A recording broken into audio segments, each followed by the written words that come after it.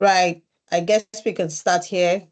It's a good afternoon from here.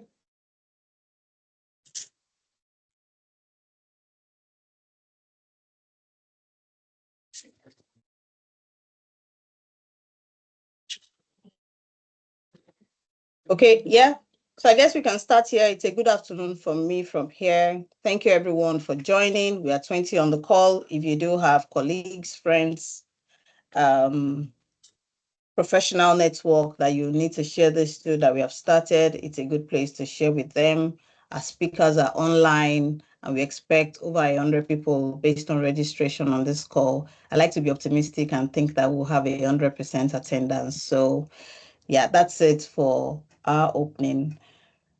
I'm holding brief for our moderator today, Joy Dimka, who is also an honoree of the WIME Awards, but is caught up currently at the state office, but she will join us in few minutes.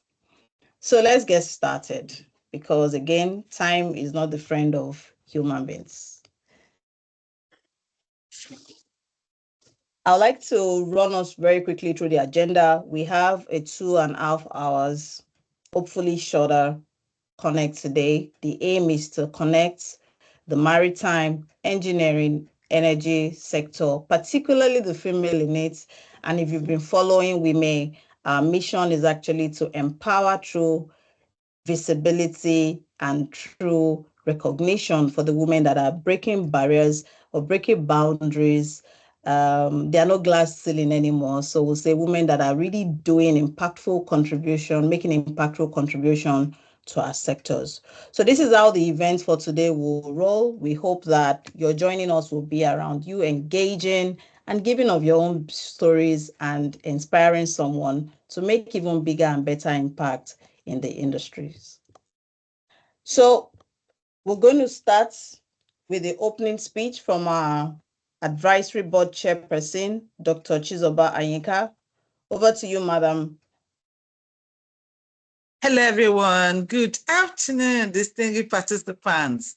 Thank you for joining us. We warmly welcome you to today's engagement.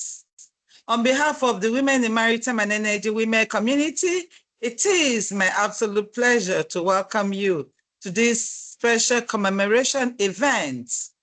Today we are gathered not just to mark dates on a calendar, but to recognize the strength, the brilliance, and impact of women who continue to shape the maritime, energy, engineering, and leadership spaces, industries where their voices have been long underrepresented, but are now rising louder than ever. With the theme anchored in purpose, women leading the charge on land and sea, this event is a celebration, but also a call for visibility, a call for inclusion, and a call to drive real change.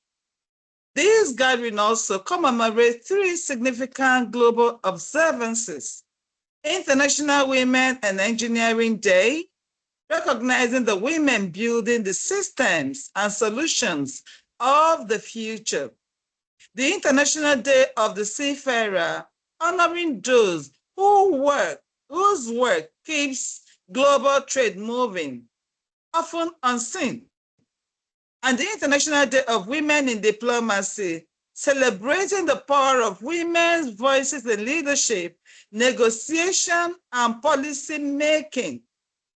Each one is a reminder that when women rise, industries, communities, and nations rise with them. We have distinguished speakers and panelists here today who will explore and share their professional experiences of their career journey. As earlier mentioned, we are celebrating our engineers, policymakers, and seafarers. Each and all these 3 professional subsets are an integral part of an economic development. This is our call to action at WIME, ensuring that we recognize impactful contributions not only of women, but of the 2 most critical sectors amplify our outstanding and sometimes unseen contributors, and give opportunities for connection and collaboration. So today, I greatly ask that you connect with one another and build allies, regardless of why you're here, either as a speaker, a professional, a student, an ally, or a curious observer. Know that your presence matters, because when women support women, when the right conversations happen in the right rooms, impact is inevitable. Thank you for joining us. We are set for powerful conversations, inspiring stories, and moments that will hopefully push us all to do more, be more, and drive change wherever we stand. Welcome once again, and looking forward to a fruitful deliberation. Once again, I remain your chief host, Dr. Mrs. Chizoba Anyika. Thank you and welcome. Absolutely brilliant. Thank you so much. Welcome. Thank Chair. you. Right. Thank you. So while we have a few of our speakers in transit, I'm going to be sharing a video that resonates with the events that we had some few months ago.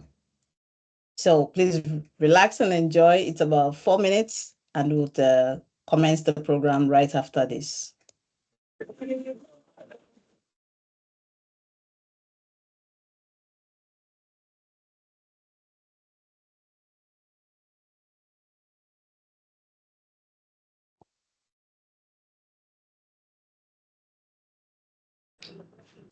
I would like to say thank you very much, distinguished honorees, distinguished guests, and all of our highly esteemed attendees. So it's an honor to really stand before you, ladies and gentlemen, in this room that is so filled with trailblazing women. Women who have shattered ceilings. Tonight, my expectations are women are going to be celebrated, both in the maritime and in the energy sector. We're looking forward to a great time, and also because it's an evening, we're looking forward to unwinding also after all the serious activities for the evening. But it's going to be a great time. Energy is involved in a lot of scientific work. This award for me is not just a personal award.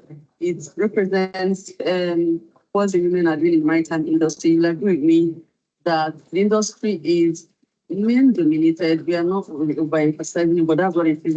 I look at this award as something that will accelerate action.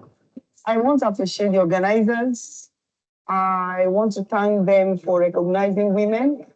All the speakers have spoken well, that women have not been really recognized, and women are always at the corner. Now, most women are not even bold to take leadership role because they know what society expects of them. This award means a lot to me because I haven't been in the United States. I was just at the corner, being pushed out and being recognized because of the voices in this room and beyond. Because of the women who stood and insisted for equality, who stood and insisted that we must reward hard work. And I'm really appreciate all the work that we are all doing.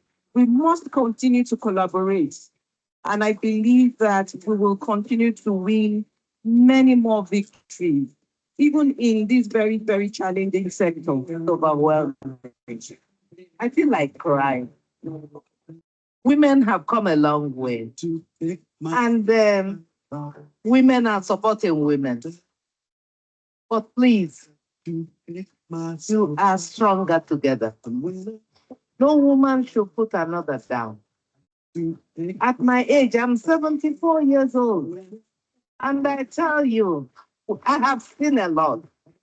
This organization, I will retaliate. And what it represents is that there is a fusion between energy and women is described here. So if you go to an organization and you see this, They have earned a DEI badge from women. Award, recognition, and lifetime hard work, as I want to describe it, is something extraordinary to me. And I truly, truly appreciate the thoughtfulness of the organizer. Our goal is therefore to build stronger networks, create more mentorship opportunities, and push for policy that truly support women in maritime and energy. That's fine, and gratifying that you're being not just noticed by those that you work with, but by your colleagues in the industry. That's huge. I want to thank God. I want to thank all on its entire leadership and staff, people pushing, telling that story, and you'll be recognized.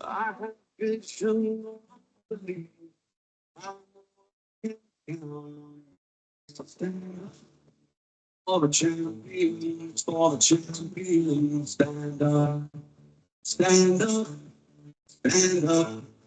All the champions, all the champions, stand up.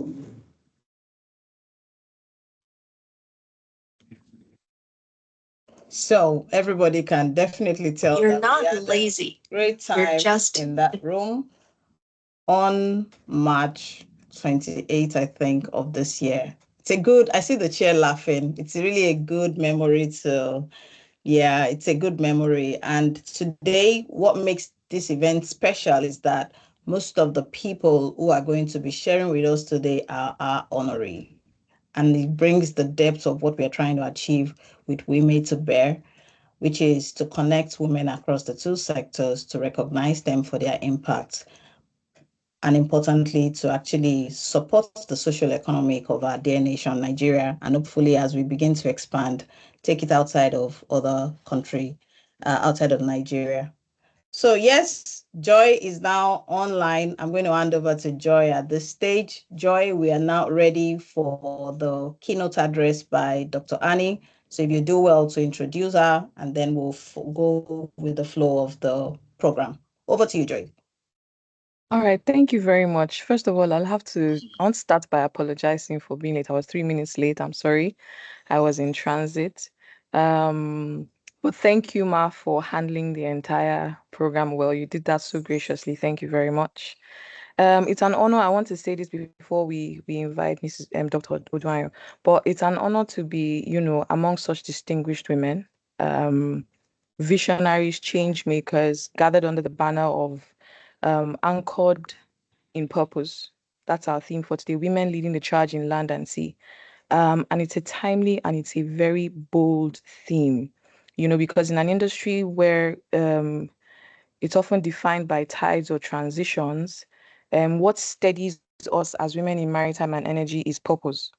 And it's the anchor that holds amidst the winds of change, bias, challenges, underrepresentation. We are here, we are not only holding ground, but we are on deck, we are in boardrooms, we are in ports, we are in policies, we are in the corridors of power, and we are trying to make that change. And it's very commendable for all of us. So as we sail, today's conversations, I hope that we are reminded that our collective presence here is not just symbolic, it is strategic. It is strategic, it is powerful, and it is necessary. Okay.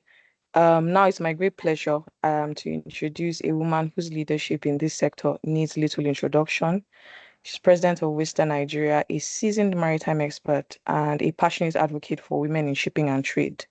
So please join me, ladies, women in maritime energy and engineering. Please join me in welcoming Dr. Odunayo Annie as she shares her insights on this journey that we are on, anchored in purpose and steering toward transformation. Dr. Annie, the floor is yours.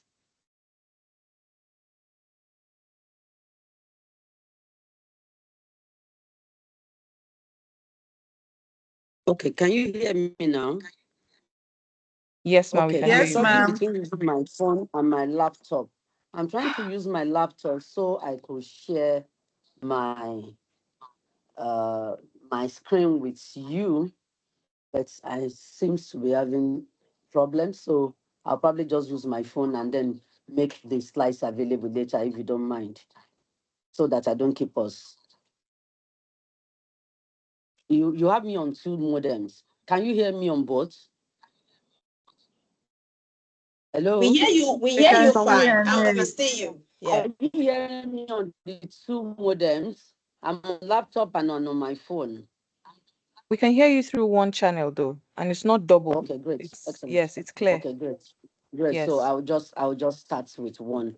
That is my Okay. phone, and that means I will share my slides later. So good Okay. afternoon, everyone. Wonderful ladies that are moving and shaking and shattering the glass ceilings, define the norms, and just moving forward. Ladies that are not asking to be given a chair at the table, but ladies that are bringing the chairs or even creating their own chairs. The other day, we were talking about one of your board members, and I said that lady does not need anybody to give her a chair. She creates her own chair. She creates her own forum. So thank you, ladies, for bracing the trail, and thank you especially to the board of Women Award, my dear sister, Dr. Chizoba Anyika and Tubosun, and all the other members, including the DG, Chamber of Shipping, our PRO in Worcester, Mrs. Vivian. Thank you all for finding me worthy to come and address this wonderful, beautiful, very educated, yes, very educated professionals. And of course, those coming behind who are going to learn from us who are in front. We're also learning. Some people pay the price. We stand on the shoulders of giants. So I just want to appreciate you. Thank you very much. I know that you have given me only 10 minutes. I don't know I'm going to do justice to this in 10 minutes, but we try. We've tried to compress my slides so that it's not too much. But notwithstanding, when it's 5 minutes or 3 minutes to the time, just let me know and I'll rush over it. So we'll go straight into it. The topic for today, uh, keynote address, is anchored in purpose. Women leading the charge on land and sea. And we are celebrating three events. That's the event overview. We are commemorating three important days: International Women Day in Engineering, International Day of the Seafarer, which held just a few days ago last week, and the International Day of Women in Diplomacy. So we're going to be talking about this, and by way of introduction, I'll say that today we gather under a shared compass where we're anchored in purpose to honor three vital commemorations of 2025: Women in Engineering Day, in Engineering, Day of the Seafarer, Women in Diplomacy. From Nigeria's engineering workshop to its seas and into global diplomatic boardrooms, Nigerian women are not merely participating, they are setting the pace and we're steering the change. What is an anchor? Because the topic says anchor in purpose. So what I'm trying to do is to weave anchor into purpose and then link it to leadership. I hope I'll be able to do justice to it within the little time that's been given to me, and then talk about some of the ladies that have been able to anchor their purpose and their leadership has inspired us. We will share a bit of that. So what is an anchor? The word anchor is rooted in maritime tradition. It symbolizes stability, strength, and connection to what matters most. It serves as a guiding principle for your actions and decisions. And what is purpose? Purpose is the inner drive that gives meanings to our actions. For women in maritime, in engineering, and diplomacy, purposeful purpose becomes the compass that guides our decision making. It fuels our resilience because we are very resilient. It sustains our commitment through every challenge that we may be faced with. And what does it now mean to be anchored in purpose? That is now bringing anchor and purpose together so that we can have perspective. To be anchored in purpose means to be grounded in clarity and directions. It helps you to stay aligned, focused, and stable, even when things around you change. Because the most dynamic life is very dynamic, and the most constant thing in life is change. So sometimes it does not go the way we plan it. Sometimes you wish or you had planned that, okay, in 5 years, I will be here. In 10 years, I'll be in the boardroom. I'll be the head of whatever, or I will have started my own business, or this will have happened and it doesn't happen. But when your purpose, you are focused and you are anchored in your purpose, you will not be swayed. Of course, yeah, challenges will come, the tide of life will carry you here and there. But because you are focused, you will stay rooted. And that is what it means to be anchored in purpose. Why does it matter to have a clear anchor? Even in the Bible, I know some of us might be Christians or Muslims, but there's a part of the Bible that says that my faith is anchored on Christ. That is the one that is holding me, is what I'm holding on. And for those of us in maritime, even when you see the symbol of the maritime, is the anchor. It's unfortunate I cannot share my screen. You will have seen I put a symbol of anchor and then put purpose in it. So it's the anchor that is holding the purpose, so that purpose does not get drowned or dropped. So why does it matter to have a clear anchor? Number one, it prevents burnout. We are all leaders. And if we are not careful, you will burn out. Things will distract you. Sometimes it's not even things, they're not things that are important. They might just be little things, the little foxes of life. And if your purpose, you are not anchored in your purpose, you might be distracted. And once you are distracted, it's just like frying dodo. If you are frying dodo and a child is crying, if you are not careful, if you turn back, the dodo will burn. As women, if you are cooking okra is very funny. When you put it on fire, it will do like it doesn't want to come up. You'll be wondering, when will this thing come up? And then you just say, let me check this message that just entered my phone. And the next thing, the okra is all over your gas cooker. So that is what distraction can cause. But when you are anchored in purpose, you will be focused, you will not be distracted, and it will help you to make consistent and value-driven decisions.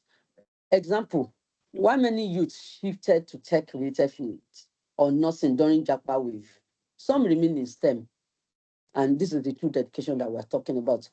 Years back, I don't know if my Dr. Chizoba will remember, there was a lady that we were in the office together here. As a matter of fact, we started writing ICANN at the same time. And then she got married, and her husband got transferred to New York as a defense attaché. And the next thing I heard was she was a nurse. And I was like, why? You were almost done with ACCA and ICANN together. What are you doing in nursing? But they said, well, because in America, that pays more money. But for me, I have friends who also relocated, who were accountants, and today they own fintechs because they stayed anchored in their purpose. They were not swayed in any way. Um, Now I want to talk about purposeful leadership, because at the end of the day, it's not just about having purpose. We are leaders. And for leaders, we have to be deliberate about the things that we do, that will help the younger ones to build trust, and that will help us to make impact. So purposeful leadership matters because it brings clarity, it brings direction and meaning both to both leaders and the people that they serve. Unlike leadership driven by ego or profit alone or short-term gains, purposeful leadership is rooted in value. It has vision, and there's a sense of higher responsibility. Now we go to why purposeful leadership truly matters. The first thing it does is when you are deliberate about, I want to lead, not only lead, like what you people are doing in women. I cannot help but use you as example.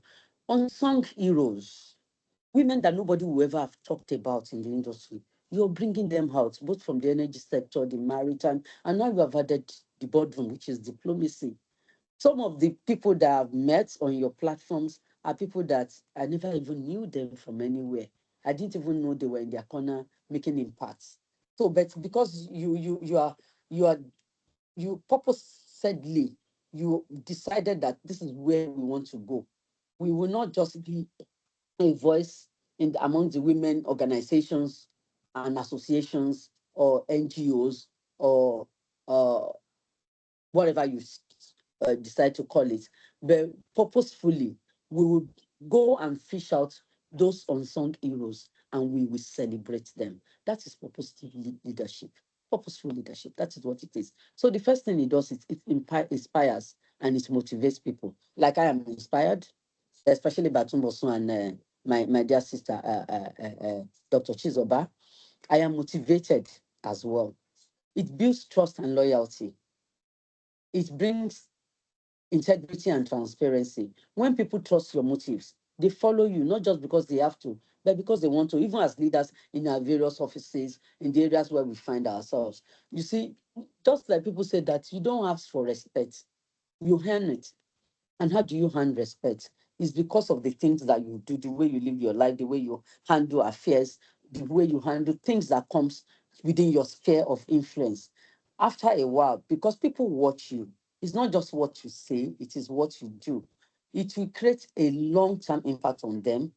And when decisions are based on sustainable, value-aligned thinking, not just quick wins, purposeful leaders invest in people. That's one thing. We invest in our communities. We usually try to leave legacy, not just performance metrics. We can just start training around figures. This one, we did 400 webinars.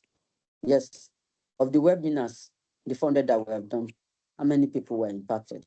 How many people left the webinar and they are able to do better? Maybe just in their small corner in the office, they're able to lead better. For example, we're talking about leadership now. It helps to navigate uncertainty. A clear purpose acts like a compass during change, crisis, or ambiguity. It helps leaders stay grounded and make decisions that align with the permissions. It drives better results. Studies have shown that purpose-driven organizations tend to outperform others over time in terms of growth, in terms of innovation, employee retention. People work harder and they are more creative when they feel their work matters. So, as leaders, please let us lead in such a way that we are not just doing our work, but we are making impact. We are not just making impact. We are mentoring. We are not just mentoring. We are leaving something for tomorrow. Not when we are gone, they will say good enough to bad rubbish. It was a good thing that he or she left. So a famous, just like a famous saying, I would like to leave you with about purposeful leadership. He says purposeful leadership isn't just about what you do, it's about why and how you do it. It's leadership that combines the head, that strategy, the heart, that speaks to our values, the hands, that speaks to our actions to create meaningful and lasting change. So now we want to talk about purpose, now talking to ourselves. Just a bit, I just want to share a little bit on purpose and how it affects us as either leaders or even followers. The first thing you ask yourself is, what truly matters to me? What kind of impact do I want to have? Who do I want to serve and why? Why do I feel, when do I feel most energized? You know, there was a time when we were much younger. Yes, I think when we were in school, they used to say that anything that you do effortlessly, that is your passion. So what is it that when I see it, I'm most energized or fulfilled in my work? What is that thing? That is where your strength lies, your values and passions. That is when it will meet the needs of others. That's why you see some people, they are lawyers, and today they're in engineering. Some people were lawyers, for example, and today they will tell you they're makeup artists and they're making it and they're making impact. Some are even creatives. They will tell you they are social media influencers. I don't know much about that, but people make money from it because they talk and people listen to them and they're passionate when you see them. Okay, I keep using Dr. Chizoba as example. Honestly, between us, I watch her a lot, and people see things through different compass. But I see that when she's leading, she's at her best. She likes to be at the front. When you see Chizoba, if you know her very well, she likes to be at the front, and that's like a fish being in water. She flourishes. So it's the same thing. Some of us were introverts, but we can write. And when you write and people read, they will like, wow, this is good. Some of us, we can talk. Some of us, we can do other things. But that is your purpose, that area where you flourish without stress. Then we now talk about our core values. Everybody needs to have core values. It is what defines us. The exercise I want you to do is take your pen even as we are speaking. List your top 3 to 5 core values that becomes non-negotiable. It's like when you want to get married, they say, what are those things that, I mean, they're defining factors. If this person is not short, tall, mm-mm. If he's not dark, mm-mm. If he's not handsome, mm-mm. If he's not Igbo, I will not go there. So you have to have 3 to 5 of such core values that are non-negotiable in how you lead and you live. For example, for some it could be integrity, for some it could be service, for some it could be courage, for some it could be growth, for some it could be empathy. There's leadership with empathy. You know, as leaders, we need to be empathetic. There are times when we don't have to use the stick. We use the carrot and the stick, but we have to be empathetic. And for some, it could be accountability. I know people that no matter what you do, if you give them money to do their job, they will not take it. Maybe after the job, if you come back and you say thank you, they will collect. But if you are putting money, am I okay? Hearing someone? Can I Yes, go go on? ahead. Okay, thank you Yes, very ma'am. much. Yes. So if you throw carrots at them, they won't catch it. But there's some, no, that's what makes them tick. So we need to have core values. So I need you to write it down. Just reflect on it. And if you have not been able to come up with one, over time, try and come up with one. And just know that these are my non-negotiables. Like this morning, I told someone, I said, this thing you have done, if you continue like that, you'll not be my friend. The reason I told him is because what he did is one of my no-go areas. So we must have that, even as we are leading with empathy. We cannot be too laissez-faire and we cannot be too autocratic. So we have to be in the middle.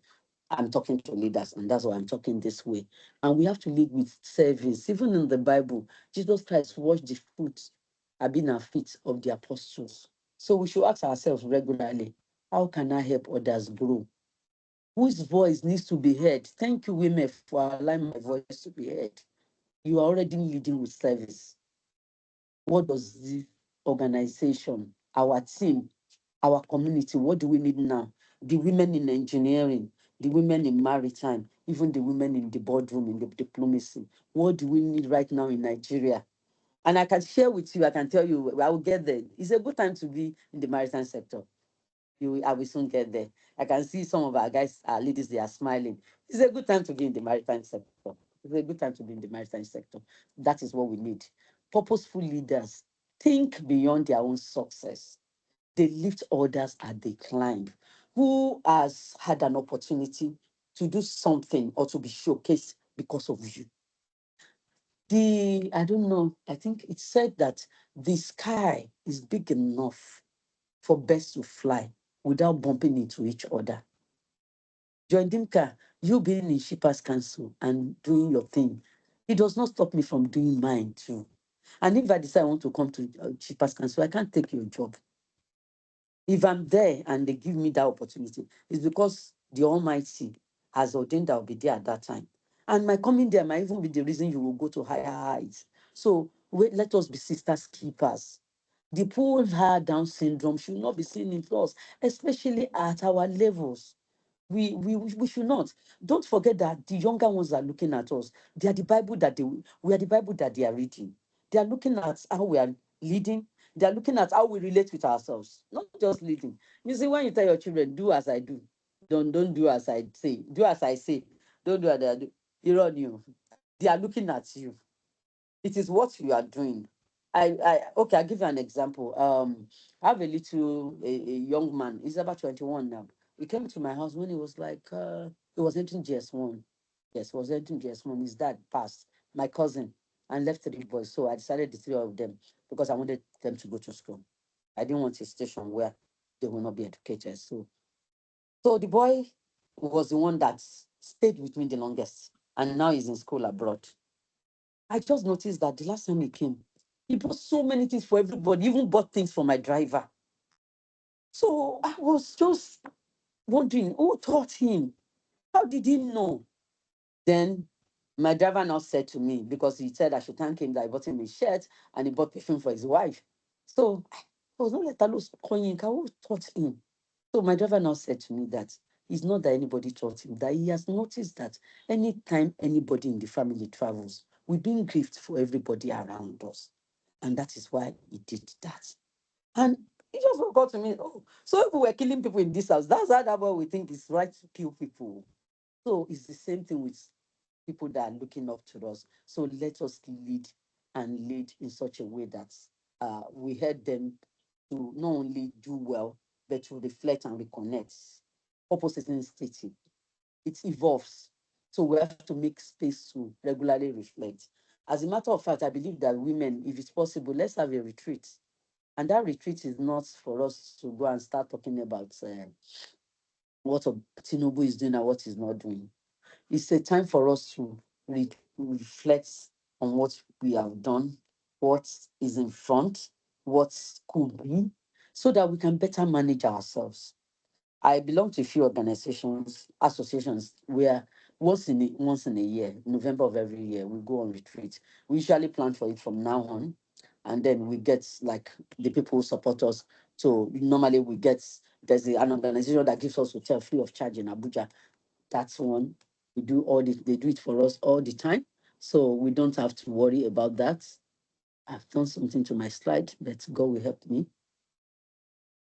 Sorry. Yes. So I think women, if you want us to pay, we will pay. Gather us together when the second half of the year and tell us to come for a retreat, even if we have to go to a golf course like Lakwe.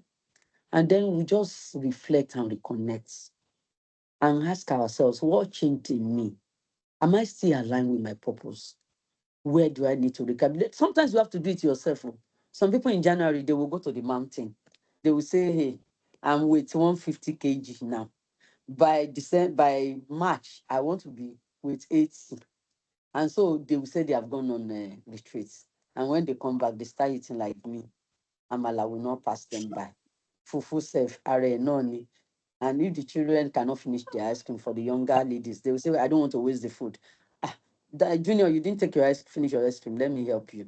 So God will help us, but we need to do that thing. And above all, as leaders who are professionals, we need to use our journals. Everything should not end on your phone. What if your phone should get lost? I know it's backed up on iCloud. It is true. But what if it should get lost? We should have a journal where you have your feedback, your quiet time, apart from family, where you just reflect, where you just look at how have I fared in the last 3 months? Have I met my targets? Are there things I could have done better? And I know that if we do this, uh, by the time we get to the end of the year and we are celebrating each other, we will have done better. Because you see, when you reflect, of course, you are going to be truthful to yourself. Nobody, nobody will tell you, I mean, you are not doing well. Like I told the doctor today, I need to lose weight. He said, how many kg? I told him. He said, I think you need to lose more. But the fact that you already have accepted that you need to lose weight, that's one thing, at least we are in the right direction. So we speak the truth to ourselves, including in our careers. So I want to believe that we will take this and God will help us.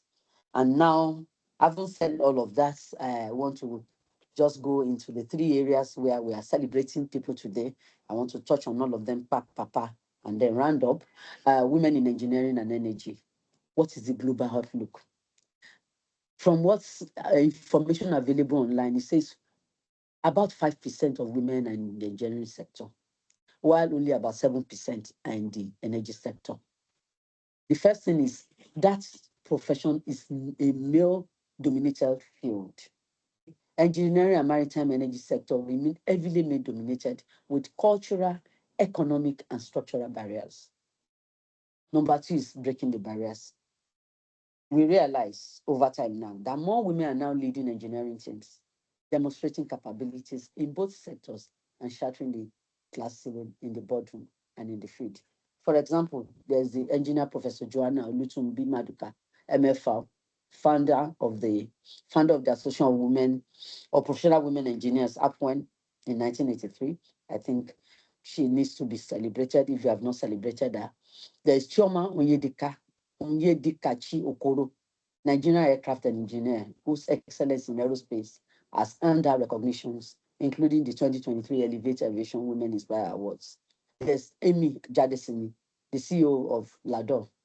She's overseeing the growth of West Africa's largest logistic and engineering facility. So through sustained efforts, we can support this women's progress through mentorship, counterpart funding by government, and seed money by some of us who have the cash. If you know people who can support them, or the younger ones who want to go into those fields, we can give them seed money. For the government, we need policy reforms through legislature and affirmative actions. There was a time they said they would be giving us 30%. I don't know what they are giving us now because, well, let me not talk. You know, I'm a civil servant, so I'm also careful what I say so that I don't incur the wrath of this thing. But we need inclusive leadership initiatives like what the Women Award is doing uh, right now, gathering us together just to share ideas, to judge up. So I have pictures of these three beautiful women. I have Joanna Maduka. I have our own latest celebrated member of the board of NIMASA, Erogama Ogbeifun. I have their pictures. She was just, I said earlier that it's a good time to be in the maritime sector. We are celebrating last week, 2 weeks ago, 2 weeks ago, the WISTA International Secretary and African Director for WISTA Regional, African Regional Association was made the board chair of the Ghana Maritime Association. That is Madam Jamila Mahama. And as of this week, or last week, our own Erugama, the MD of Stars Investment Company, was made a member of board of NIMASA. So we are very happy. We thank the government for doing this. And we also have Catherine Uju Fejika, who though started as a lawyer, made history as Britannia U Group acquired the biggest vessel ever used for trading in Nigeria's cabotage waters. She is recognized as one of the 6 most powerful women in oil and gas in the world and one of the richest women in Africa. So I think these ladies, they need to be celebrated. I also have Women in Maritime, the Global Outlook. It says that about 1 to 1.2% of women are in the global seafaring workforce. Our source is IMO and Western Service. Recently, yes, on the day that IMO celebrated women, the IMO Western Survey was launched, and this is from their survey. This is the result of their surveys, and it says that less than 9.3% of women in the Nigerian seafaring are in the workforce. This one is from the master database. So women seafarers constitute between 1% to 1.2% of the global seafarer workforce, highlighting a significant underrepresentation in maritime roles. Okay, talking about breaking barriers for them. More women are combining vessels, heading maritime agencies, and demonstrating glowing influence. We thank God for that. Example is Jamila Mahama, like I said, the board chair of Ghana Maritime Agency. Our own Madam Mufamosoro, the first female DG of NIMASA. Mrs. Monica Mbanifo, the first African and first female to serve as director of the IMO's legal affairs. That's IMO at that level. Yes, she was the director and she was in charge of external relations. Other examples of younger women. Before I go to the younger women, there's the Rear Admiral Itunu Otono. She was in one of the, I think 2019, because I was in the committee that planned the Day of the Seafarer. She was a speaker. She's a Nigerian naval architect and one of the first women and amongst the first architects in the Nigerian Navy. 5 more minutes, okay. She's the first woman to attain the rank of a Rear Admiral, a 2-star general in the Nigerian Navy. I'm bringing her to your space so that you can recognize her and celebrate her as God will lead you and your board will decide. There is my own vice president, the vice president of Eastern Nigeria, Edidion Akmanebe, captain. She's the first female master mariner to attend the Maritime Academy of Nigeria. She was a marine pilot at Shell Nigeria Exploration and Production Company. And she commanded the fleet that successfully rescued the crew of distressed Britannia. You remember in July 2024 when Britannia U caught fire She was the one that received the Mayday. She deployed the vessels that went to rescue everybody on board and nobody died. I think she deserves to be applauded. I know she's on the panel today, but I felt I needed to recognize her and celebrate her. In engineering, together we engineer. Across the engineering and energy sectors, women are breaking barriers and introducing transformative practices that improve innovation, safety, and sustainability. By bringing their unique perspective shaped by diverse life experiences, women are contributing significantly to inclusive design, smarter infrastructures, progressive workplace culture, and below we demonstrate the inclusivity. But I will go over that. I will not say much. I will just say we need inclusive innovation, stronger solutions, broader creativity, and capacity building. Supporting women in STEM education and career is critical for a sustainable industry and growth. For example, internship pipelines. Companies like Shell, Nigeria, and Total Energies have established women in tech internship to fast track female graduates into core roles. Leadership training programs such as She Engineers Academy and the SHEO. The SHEO is by is a partnership between WISTA, ICS, and one woman from a WISTA member from India. Also, NIMASA has the NSDP program, whereby young people are being sent to schools to study maritime related programs and courses. So when they come back, they go for their COC, and then NIMASA tries to get them to get sea time. I think all these ones are aimed at developing the industry. For maritime excellence, the reality of harassment at sea. According to our women, especially Fed, I try to go to their website, women continue to experience serious sexual harassment on board. They experience verbal abuse, unwelcome advances, invasive personal questions. Do you have children? What is your business? Exclusion, stalking, some people stalk them, body shaming.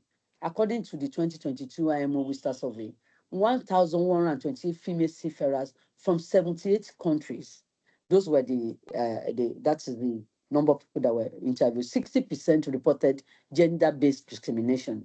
66% said male colleagues harassed or intimidated them, while 25% described physical or sexual abuse and privacy instructions on board. What is Wister's role? Because I'm rounding up so that I don't keep you forever. Western Nigeria has led several visits to ships and vessels. We have created awareness by organizing training that focus on real life experiences from female officers and ratings. These sessions created safe forums for sharing their stories and eliciting improvements and commitment from shipping companies. We keep we are we are just doing advocacy. We cannot force anybody, but I know that our advocacy has yielded results. The MLC 2006 provides foundational standards. The April 2025, there was an amendment in April, and I was there, so I can tell you that especially for the female seafarers, there's a lot that is being done now. And I will share this and I want them to go and read it. There's a clear anti-harassment measure on recruitment on board, on operations, on promotion and complaint handling. There are new sections on that. It was done in April. I was there when they were doing the thing. In short, we worked late into the night, but then it has just been ratified last month. In short, the people who went for ratification just came back. So aligning with ILO's Violence and Harassment Convention C190 to define and prohibit bullying, violence, sexual harassment, and assault. Other key frameworks are the STCW code, was amended in 2026. That is going to take effect in 2026 January. It requires mandatory training to prevent and address violence and harassment of both. So our ladies, I'm sure you will soon be able to say it is better than before. The IMO has initiated interactive world maps of reporting channels and flag state policy transparency. This means if anything happens, you can report directly even to IMO. I want to round up because I can see that they have told me I've almost exceeded. But let me just tie the three together in 2 minutes. Unifying the team, accord the purpose, every domain in engineering, in maritime and diplomacy. But I need to talk a little about diplomacy. Where's my diplomacy slide? I'm looking for it because there are women in the boardroom. Okay, I think I'll speak from here. There are women in the boardroom who are doing they are doing very well, and we need to talk about them. In today's dynamic global environment, diplomacy calls for inclusive and collaborative leadership. Nigerian women are rising to this challenge, shaping peace, driving development, and leading bold negotiations. The following are real life examples of women redefining leadership on the global stage. Peace building in action. The Nigerian women mediators trained under the UN initiative in 2024 are actively resolving conflicts and fostering trust in the North Central. You know, they've had a lot of all sorts in the North Central. These grassroots leaders, I know some of them. I work with them on other spheres. They are now shaping the formal dialogue and policy. They even teach them. We do a lot of, apart from advocacy, we teach them things. So all those women, they are doing a good job. There's global economic and diplomatic leadership, yes. For example, our own Okojo Iweala. She served twice as our finance minister and even as foreign minister. She was the first woman to hold both positions together, and she held it together tightly. She's currently serving as the Director General of the World Trade Organization. She was the first woman and the first African to hold that position. That tells you that even when it comes to diplomacy, Nigerian women, we are not lagging behind. We're right there. There's Ambassador Opunimi Akinkugbe. When she was posted to Greece, I was like, why Greece? Why Greece? But following her, because I follow her on LinkedIn, I follow her a lot. I've discovered that our diplomatic presence in Europe has brought a strong emphasis on cross-cultural understanding and collaboration between Nigeria and a lot of the European countries, leading to long-term cooperation across our borders. Then there's advancing sustainable development. Amina Mohammed, our UN Deputy Secretary General, she champions gender equitable development policies globally. Our earlier leadership of the Nigerian electrification projects mobilized over 550 million US dollars, thereby bridging sustainable energy access to undeserved regions and proving that women's leadership drives real environmental and economic transformation. So I'm rounding up now, and thank you for not stopping me round up, before I rounded up. So, like I said, yeah, every domain in engineering, in maritime, in diplomacy is connected by purpose. You know, we are going back to our theme, anchored in purpose. We are all connected by purpose, whether it's in precision engineering design, leadership at sea, or strategic negotiation in global trade. Nigerian women demonstrate that being anchored in their purpose makes them unstoppable. From the electrical grids lighting our cities, to the decks guiding our global trade, to the diplomatic stable shaping our world policy, Nigerian women are anchored in purpose and roped into global progress. Anchored in purpose, Nigerian women, we have charted the course, and now we must follow the journey with resources, with policies, and with respect. Conclusion. Let this not be an end as a presentation, but let it ignite a movement. From shifts to boardrooms, from engineering labs to diplomatic halls, women are not just participating, they are leading, they are innovating, and they are transforming. As we say forward, may we continue to raise each other.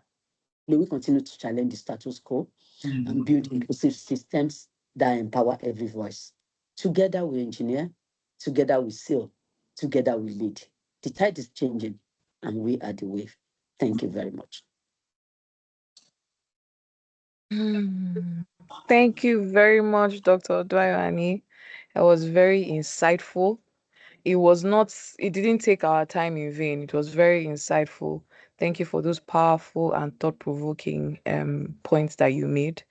I believe that your words remind us that our purpose in this sector isn't just about representation, it's about reshaping the future. Now, before we move, I'm trying to manage time, but I want us to do this because I can see that we have approximately 50 people online. So before we even go any further, I would really appreciate it if we could just, in the comments section, maybe introduce ourselves, state, just write your name, your role or your affiliation, your sector, and then your location. We want to know where you are. We want to know who you are. We want to know what you do. We want to know in what capacity you are here. We want to get to know you because we are a team, whether we are in the same place or we are across the country or across, the world globally. Um, most of the things that Dr. Oduayo said that I picked out of, she emphasized on us having a journal. And personally, I love to write. It helps me remember things better. So I believe that if we get into the habit of journaling, we are able to remember what it is that we want to do. We're able to remember our goals. We're able to have a picture of what we set our minds to do. And it helps because your brain takes a picture of that and it continues to remind you subconsciously that this is something that was written somewhere and it should be done. You know,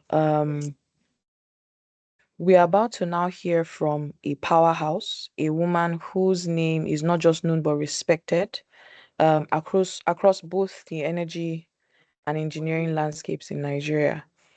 She's a trailblazer, she's a passionate leader, and the chairperson of the Society of Petroleum Engineers in Nigeria, a position that speaks volumes about women shattering ceilings and drilling into legacies once thought unreachable. It is my honor to welcome our next speaker. Her name is Engineer Dr. Amina Damadami. Madam, we are eager to hear from you, to learn, to be challenged, and to be inspired. You have the floor, ma.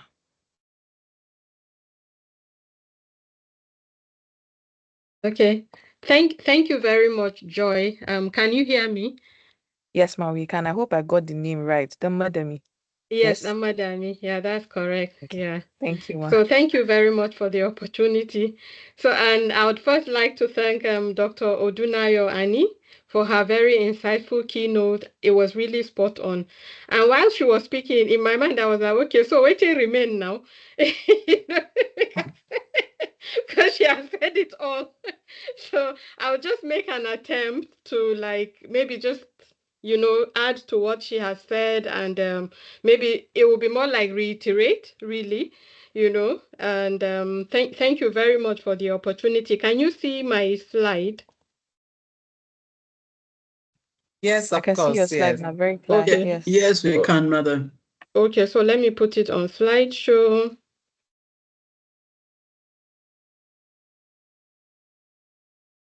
Okay.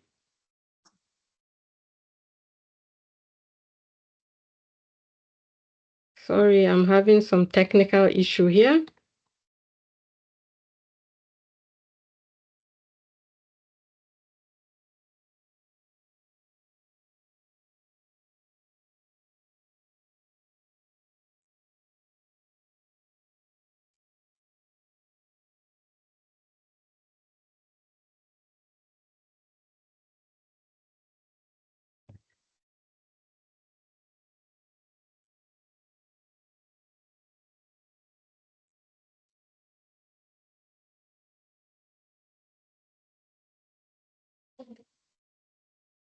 Okay, so if you don't mind, please, I'll just leave it on this. I can't put it on slideshow because it's affecting, I don't know what happened, but it has gone haywire on me. Please pardon me for that. No problem, ma. That's fine. Yeah, okay. So, good afternoon, and good afternoon, the chairperson, Women in Maritime and Energy Awards, the chairperson, Women in International Shipping and Trading Association, Nigeria, distinguished guests, fellow speakers, and everyone joining us virtually today. It's really a great privilege to be with you today, especially on a day where we celebrate women in engineering, women at sea, women in diplomacy, all anchored by a shared theme, purpose. I thank the organizers, Women in Energy, Maritime and Energy Awards, for this opportunity to share a message that is very close to my heart.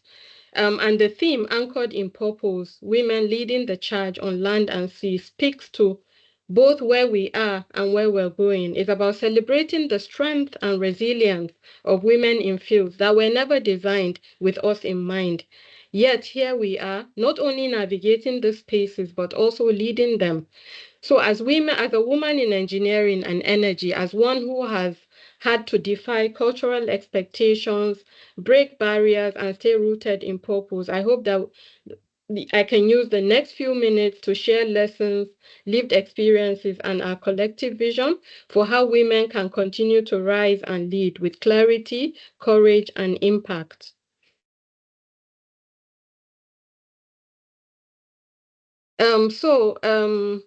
The keynote speaker has spoken extensively about purpose.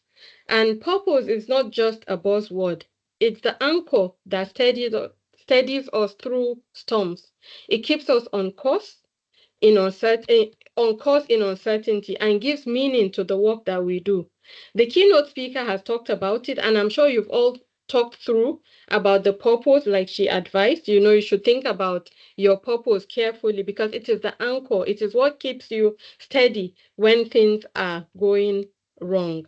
So I'll start with a personal story. I grew up in a community like northern Nigeria, very conservative, where girls are told to just stay at home, and I was expected to just marry early.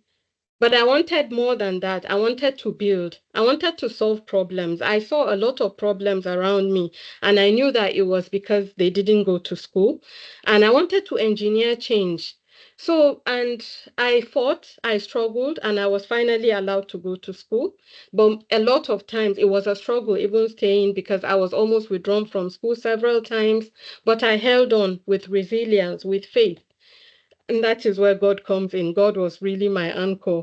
And with the support of a few champions who include my father, we come from very extended family where it's not just your parents that have a say in what you do. Everybody has a say. So he had to talk to everyone, try to convince them. And the story was I'll study medicine while in school so that I can come back and support women. A lot of them had issues with men treating their daughters, their mothers, and their wives. So that was it. And I think it resonated with them. But then I go to university and I realized that biology is not for me. Therefore, medicine is not for me. I'm better at numbers. And every day going to school, I saw the Department of Chemical Engineering. I saw guys with lab coat and all of that. And I'm like, this is where I should be. But that is not the deal. So I go ahead, get admitted into chemical engineering, and that is when the story starts. My dad, trying to explain to them, okay, she's learning how to, I sarrafa mai in Hausa. And my my uncle is like, if it's Mai, that Ramatu is in Gamaki making Mai now. Why is she going to Zaria for Mai? He was thinking about granite oil. My auntie makes granite oil in the village. So why am I going to Zaria to go and learn when Ramatu is just right here? So it was really a struggle. They didn't really understand. So every time I went home, I wasn't sure I was even going to go back to school for the next term and all of that. But I still resisted. I was resilient. I don't know where the strength came from. I struggled, and that early struggle became my anchor. But today I stand before you as a PhD holder. I'm a senior energy professional, and I'm the first female chair of the Society of Petroleum Engineers. That purpose kept me grounded. But I can tell you that it was not easy. So the keynote speaker has really talked about all of this, why this theme matters. And this theme couldn't be more timely. I mean, across land and sea, women are rising, but not without resistance. In engineering, women remain underrepresented in leadership. According to Women in Engineering Society, STEM women, women account for just about 18% of 18% in the industry. And then in maritime, we have seafarers just about 1.2 to 2%. In adults, as seafarers in the maritime industry, the admin make up about 22, 24%, and the transport 22%, which is really low. And In maritime harassment, safety and visibility are ongoing battles, you know. And in diplomacy, the story is not much different. We have only just about 20% diplomats across that are women. But yet, despite all these odds, women are leading with impact, driven by values, conviction, and vision.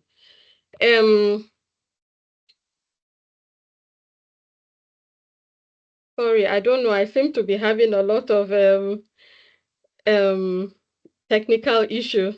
So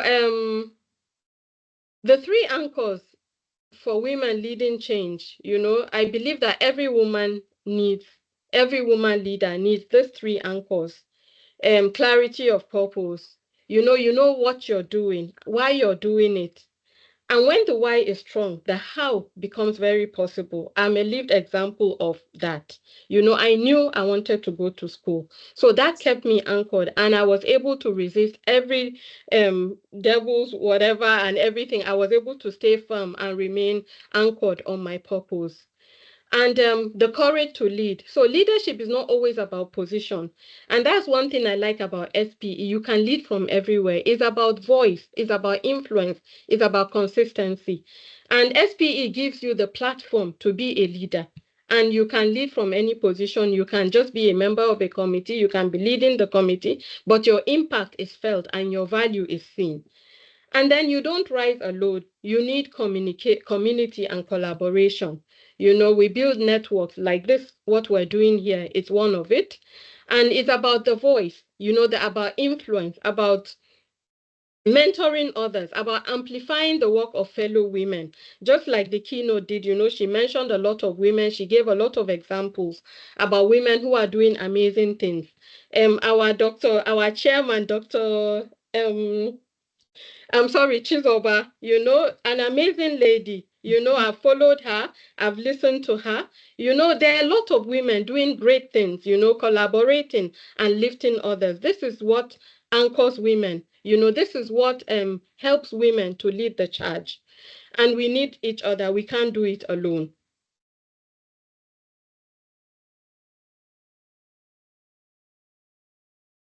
So women on land, just like the keynote, we talked about women on land. We also have women in engineering, we also have women offshore, but because of the theme, we'll talk about women on land. We talk about energy access, talk about sustainability, talk about climate action. This is what, in the energy sector, this is what women, we are shaping the world's future through all of this. And we need more women engineers. We need more decision makers and innovators solving these global challenges. And let's be honest, together we engineer is not just a slogan, it's a necessity. We need to rise up to action and make sure that everyone has access to energy, sustainable energy, and we make our environment safe through climate action. Then in the maritime space, women face unique barriers, challenges. Isolation at sea, it's really, really lonely, because I know the few times when I go on work as a regulator offshore, I know how it is, not to talk of if you're there permanently working there. There's limited representation. We have just about 1.2 to 2% seafarers and women, at sea. It's really, really very low, and it can be lonely. And then harassment is really big there, because when you're in a constrained space and you're the only one, anything can happen. And harassment is not just physical, it can be mental. It can be, just being there, somebody passing a comment, and it can even be Psychological. Yeah. unconscious, So, I mean, they really need our support. So we must demand safe, inclusive, and empowering environments. Yeah, there are rules, there are laws, there are policies, the IMO, we have the EMSA, but are they being implemented? So, is it safe where women can thrive, where women or not just survive? Every ship must be harassment-free ship, and this is where the laws must need to be implemented to give women that.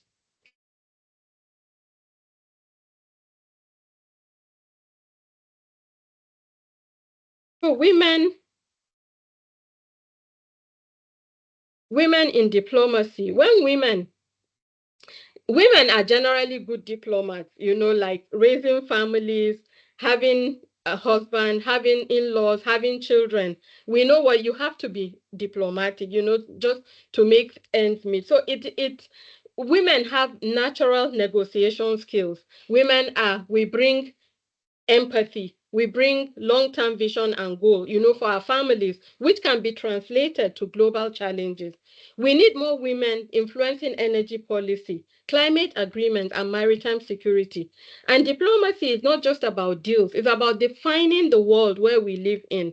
And this is where I think I'll have to commend, the organizers for bringing this together, the diplomacy, the maritime, and the engineer. I mean, it is spot on. This is really, really amazing. And women have natural diplomatic traits in them, because that is how we thrive. So what can organizations do to help us promote inclusive leadership? They must step up on this and then enforce anti-harassment policies. Because the policies are there, the rules are there, but we need them to be enforced. Invest in mentorship and training. I know there's a lot going on. A lot of organizations have STEM, have this, have that, but we still need to do more. Like in SPE, we have very robust mentoring platforms where people are assigned to each other, and you mentor people from across the globe. It doesn't even have to be here in Nigeria. I can get a mentor overseas, somebody I can mentor. I have a lot of people I am mentoring, just like I have a lot of mentors as well. And then we have to make flexible and family-friendly policies, a standard. COVID was bad, but also good, because it is because of COVID that we're doing this. Before, we had to go through the trouble of, organizing in-person events and all of that. But now, online virtual things have become the norm. So this is a cutout from it. And then I think we can take it a notch further in Nigeria, particularly because in the West, they've already adopted, virtual work is a norm. And then maybe 3 days in a week working is a norm. I think we need to do that. Let women have the opportunity to decide what works for them as individuals. And then what can women do? As women, we must own our own stories, share our story, seek out growth, support other women, advocate for change, even when it's uncomfortable. There's a saying I saw, a quote I saw, that parenting is one of the best management training programs there is. And I would add that even home management is, you know, women, we manage homes, we're wives, where, you manage.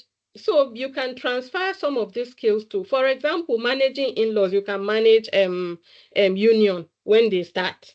Managing, managing children, negotiation, so these are all transferable. And as far as I'm concerned, I feel that a woman can even add being a mother as in her CV, because it is a management training program. A woman can add, I am a homemaker. It is a management training program. So she is a manager. So these are the things we should be advocating for, the things that come naturally for us. Why don't we advocate for it and get it passed as policy and accepted, as when they see it in your CV, okay, this woman has this, because it is what it is. It is a management training program and it is a skill. So my challenge to everyone is, ask yourself these 3 questions. What is my anchor? And what am I doing to support the next generation of women? And how can I lead right where I am? I don't have to have a title.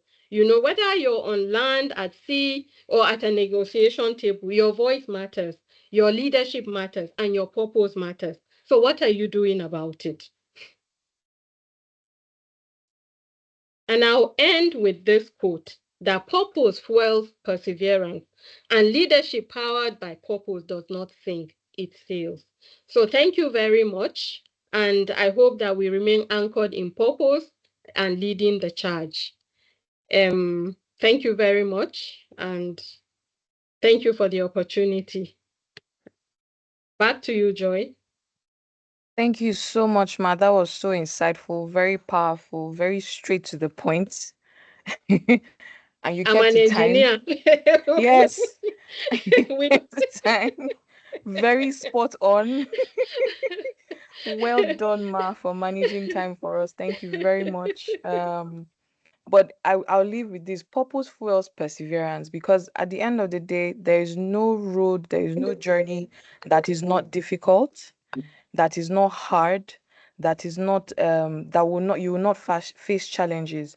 But what keeps you going regardless of all these things is the fact that you know that there is purpose behind it, that there is a reason, that there is a goal. And that's what I've taken with me for this session. So Ma, once again, thank you very much. You've done amazingly well. I'm going to quickly go and transition to our panel. Um, and I'm hoping that oh, we're having you back again. Great. I'm hoping that on all of our panelists are ready. I'm just going to call out their names, and then we'll take it up from there. So first on our list for the panelists, we have again Engineer Dr. Amina Damadami. She is SPE Nigeria chairperson. Um, and then the next will be Engineer Nimot Muli, Nigerian Society of Engineers, Ikeja branch. Then we have Captain Edidiong Apanebe, Vice President, Wista Nigeria. Then we have Oluwadamilola Adebimpe Adedeji, she's a marine engineer. And then we have Sumbosun Afolayan. She's the executive director of the Women Awards program. She's our moderator. So she's going to be handling this session.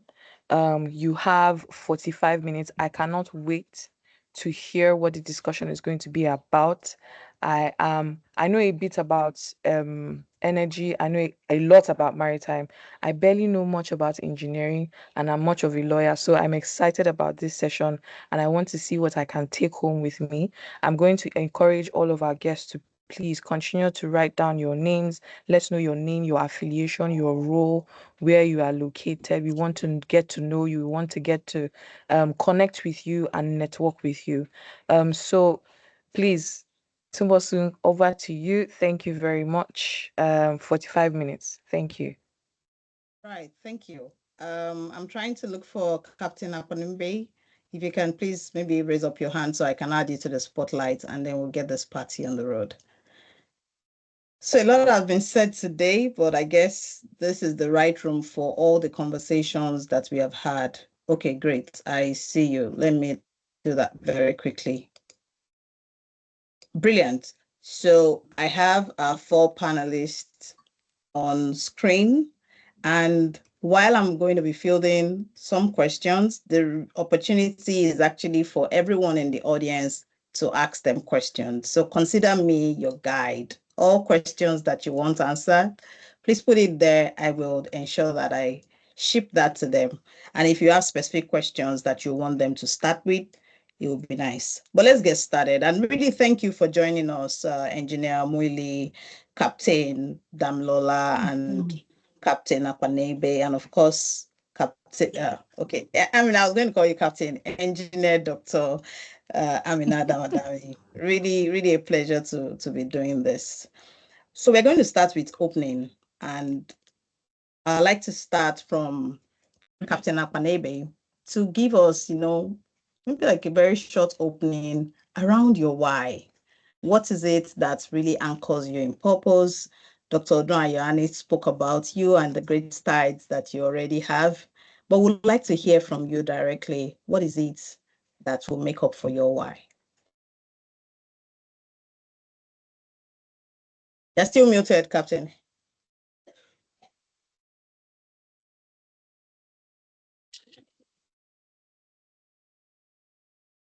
Can you hear me now? Okay, good evening, everyone. Good evening, ma'am. I thank you for the privilege and the opportunity. I really appreciate. I want to believe this session is more of a discussion. So, so I just want to we want to enjoy ourselves, tell stories. All right. So you ask a question, what feel my purpose? I will come from a personal background. Actually, one of the things that kept me going is this. When I started my career, when I precisely when I was on at sea for my cadetship, I was eagerly looking for someone to look up to as a female. You know, when you are out there, when maybe you are doing an anchor watch, you'll be listening out to the radio conversation, and once you hear a woman's voice pop up, you're like, come on, where is that voice coming from? You want to know where the person is calling from. And that was exactly what happened. So I heard a lady's voice, and it felt my like, I was like, oh, I need to know where she's coming from. That was how I started my investigation, and I got to know about her. For privacy's sake, I'm not going to mention her name. So I got to know that she finished from Maritime Academy, which I attended, and incidentally, I didn't really meet her in school, but I just heard her voice out there. To know more about her, to like, why are you here? Why are you here? Because I had so many questions in my mind. I was so naive. I didn't know much about what I was venturing into. So I needed somebody like a leading light for me. So all of a sudden, after it, like when I wanted to get across to her, before I know it, I was told that she wants to get married.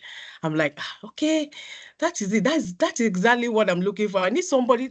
She's gonna tell me how she's gonna manage her marriage with this career she has chosen. So waiting for her to return from a marriage ceremony and all that. The next thing I will hear is that she's not coming back anymore. I'm like, why? And why I was so excited when I heard about her marriage was that she was getting married to a captain, someone in the industry. So it really like, okay, so at least she's marrying someone who knows the path she's towing. So to cut the long story short, she never returned. And when I asked, I was told the husband said, don't come back. We need to, we, we are going to have a family, so you need to stay behind. And she ventured into something else, precisely business and all that. So when I heard that, I was devastated. I really, really was, because I needed somebody to guide me.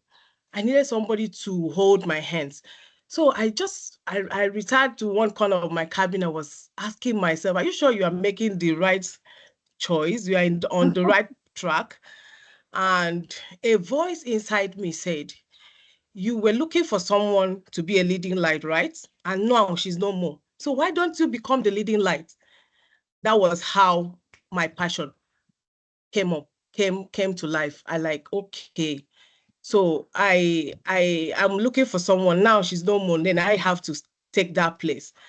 So that was how I started my career. Like a common saying says, a purpose of a thing is not known, abuse is inevitable.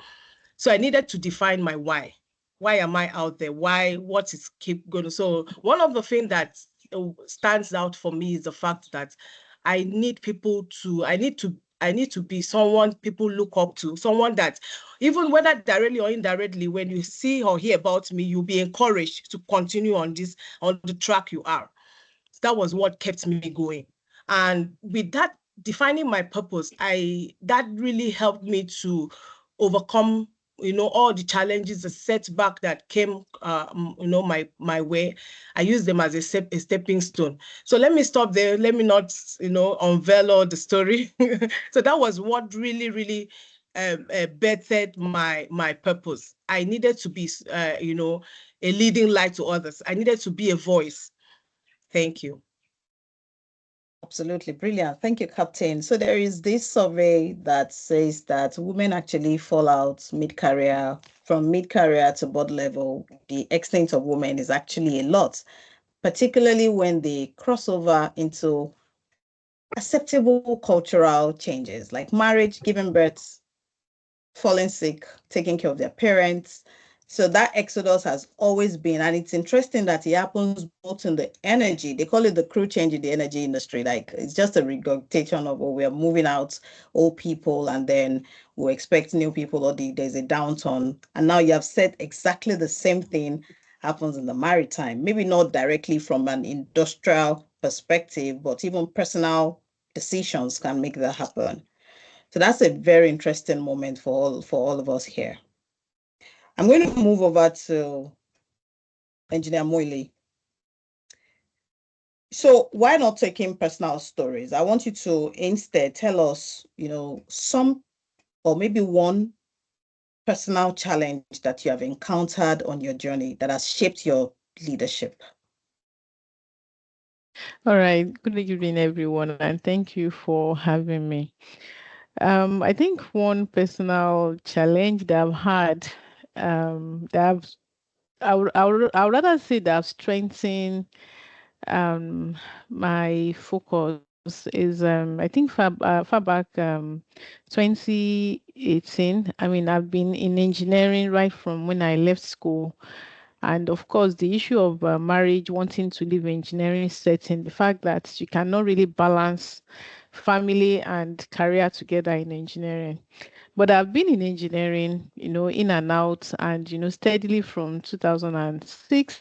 And in 2018, I became a board member, the first in over 65 years of existence of my organization. And when I was interviewed and eventually I came on board, it looks like you don't belong here.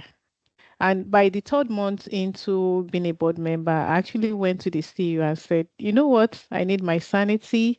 I can't cope with it, because sometimes you are actually in some spaces and it looks like, oh, you are considered because there is no female. But I actually had to sit down and convince myself that, oh, you did this, and you are doing this, and you are doing this. And that is the reason why you are here. I mean, so I had to take a stock of all the leadership role I've heard. One of my director told me that, oh, they see you on the front of newspaper, they did this and that and that and that. And those things that I've been doing that I've taken for granted came to me, and I realized that I've been doing like twice or thrice what others are doing, but I've just taking it as is normal, is one of those things. I mean, I recently did my inauguration as the chairman, and I gave someone in one of the oil and gas industry, and he called me later the next day to say that he must give it to me, that he never knew that I usually do all of these things, that he knows that I tell him about it. But it took time to go through each pages, and he can confirm to me that some people that even have significant support to do more are not able to do it. So the first one that shaped me is the fact that I was challenged that I don't belong to the boardroom, but I had to go back, I had to backtrack and look at the things I've done within Nigeria and outside of Nigeria. I've been on many platforms. I've been in many rooms that I'm the only female. I've been on sites that at times I'll feel, what if they want to rape me? What will I do? And sometimes it's even a case of I don't even tell anyone because I'm a senior staff, and I'll just go and do the work. So that challenge of you don't belong here gave me the opportunity to actually take an account of the things I've done, and it reinforced to me that you are doing well. Not everybody will like you. And I mean, the glass ceiling of being in a male dominated field is there, and that, I mean, I should just stay focused and continue with what I'm doing. It's a personal story, but I mean, it's something that keep reinforcing in me that, I mean, your onions, just continue with what you're doing. So I hope that answers your question. Absolutely. I mean, I don't know if you noticed, but Amina was nodding, the captain was nodding, and also Damlola. Everybody was nodding like, okay, absolutely resonate. And you know why this is interesting? It just looks like when we come together as professionals, we kind of sing from the same sheets. Like everybody has the same experience, and you're wondering where is the connection? Like why haven't we been vulnerable enough to talk about these issues? So it doesn't feel lonely, like, oh, this is a personal issue. It's actually a communal issue, right? And Dr. Odona Yohani also mentioned about journaling, which is what you said. You had to go back and take a stock, like, okay, I've done all of this. You had to see for yourself. Yeah. So thank you for Yes, sharing. exactly. You're Right. Thank you welcome. for sharing. So I'm going to go to Captain Engineer Oluwadamilola now, which is to talk about structural or cultural barriers that you have faced. Yeah, not limited to gender biases, lack of mentorship. Like Captain Akpanibi said, she had a light and then the light was off. Yeah, and even policy gap. How has that shaped your journey as a woman in maritime?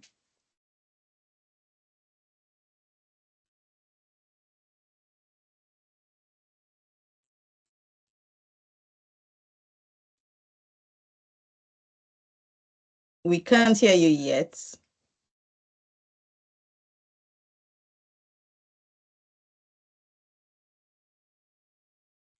Okay, just try to speak and then I can confirm if I hear you.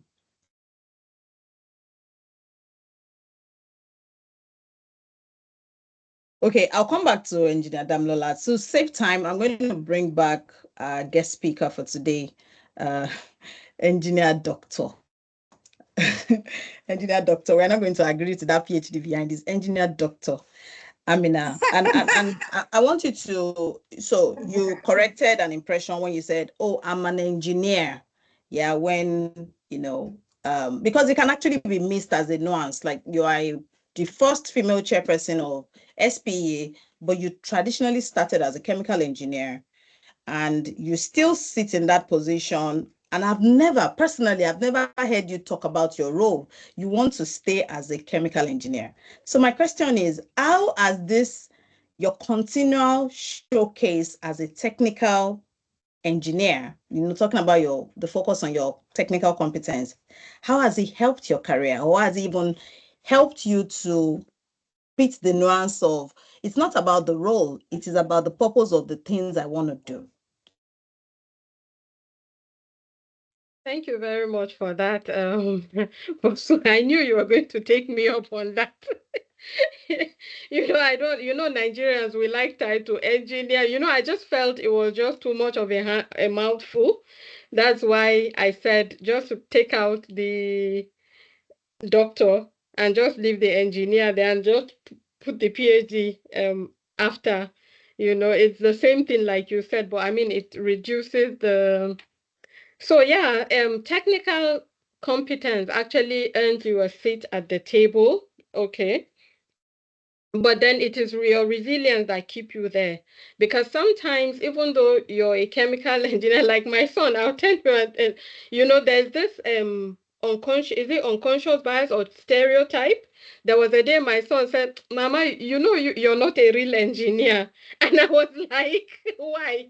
Because that he doesn't see me, going around the house with a hammer and a screwdriver, and that because that's the mental image of an engineer. So he was like, Mama is not a real engineer. And I had to take time to sit down because my reputation was on the line to explain to him, the different engineering and all of that. So same with at the office as well. So sometimes people are not too sure you know your stuff or something. And I believe that there's no need, like talking as engineers, we don't even know how to talk. It's one of the major problems we have, communication. More so for me, being a northerner and all of that, you should be seen, you shouldn't be heard, you shouldn't be seen. So it's really a struggle, and it's one of my major issues. I really don't like speaking, public speaking. I don't like being out there. It's just providence, God's grace that I'm where I am, and I have to make the effort, to like show up and speak and do what I need to do. So yeah, as a chemical engineer in the office, it's more of you go for inspections, you go with people, and you make your observations, and if you notice things that are not going right, I'm a hardliner according to a lot of, the men on my team. I like things to be, well, women, we have to work twice as hard, and you have to like you know. So I always, and unfortunately we are perfectionists somehow, so you always want to make sure that everything is, so sometimes you're seen as a hardliner because there's no slack with you, things must be done right and all of that. So yeah, mastering new, then continuous. I like to learn. I always want to, like, there was a time I was sent on an assignment on some metering and all of that, and I went there and I didn't feel that I did a good job there because I didn't really know much about that, and I quickly signed up for a metering course and on NSE platform, luckily, and I did that.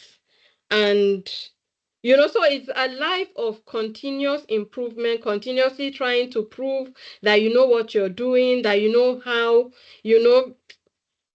So you I don't even know how to say, you really have to be very resilient for you to, I don't want to like over talk or say what's on my mind, but you have to like be really rooted in your purpose. You know what you really want, be a lifelong learner, so that excellence is like sort of a form of resistance. Like, look, you can't, throw me out, or, I must do it and I must do it right. It means bending over backwards, but you still get it done. I don't know if I've been able to answer your That's not the question. statement. The statement is not if you have been able to, you have answered the question absolutely correctly. It's staying rooted, it's continuous learning.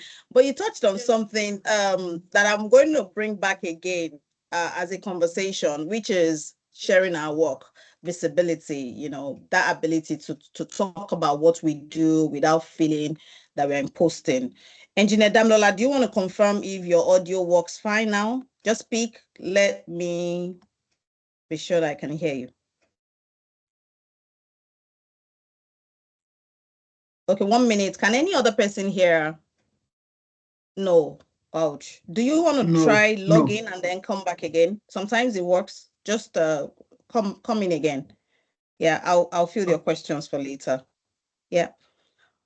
Right. So I'm going to go back again to Captain Akpanebe. So you've talked about your why. Now I want to learn, and the audience on this call, I want us to learn a bit about the technical, how important is the technical competence of a marine engineer? Yeah, the same maritime opens the nation, it connects the nation. But when it comes to the stereotype of women being on ships, on boats, on even in boardroom in the maritime space, what's the place of that technical competence at the end of the day? How does it influence your journey? Do you have to like become masculine? Do you have to take on a different attitude? Does things have to change for you to thrive?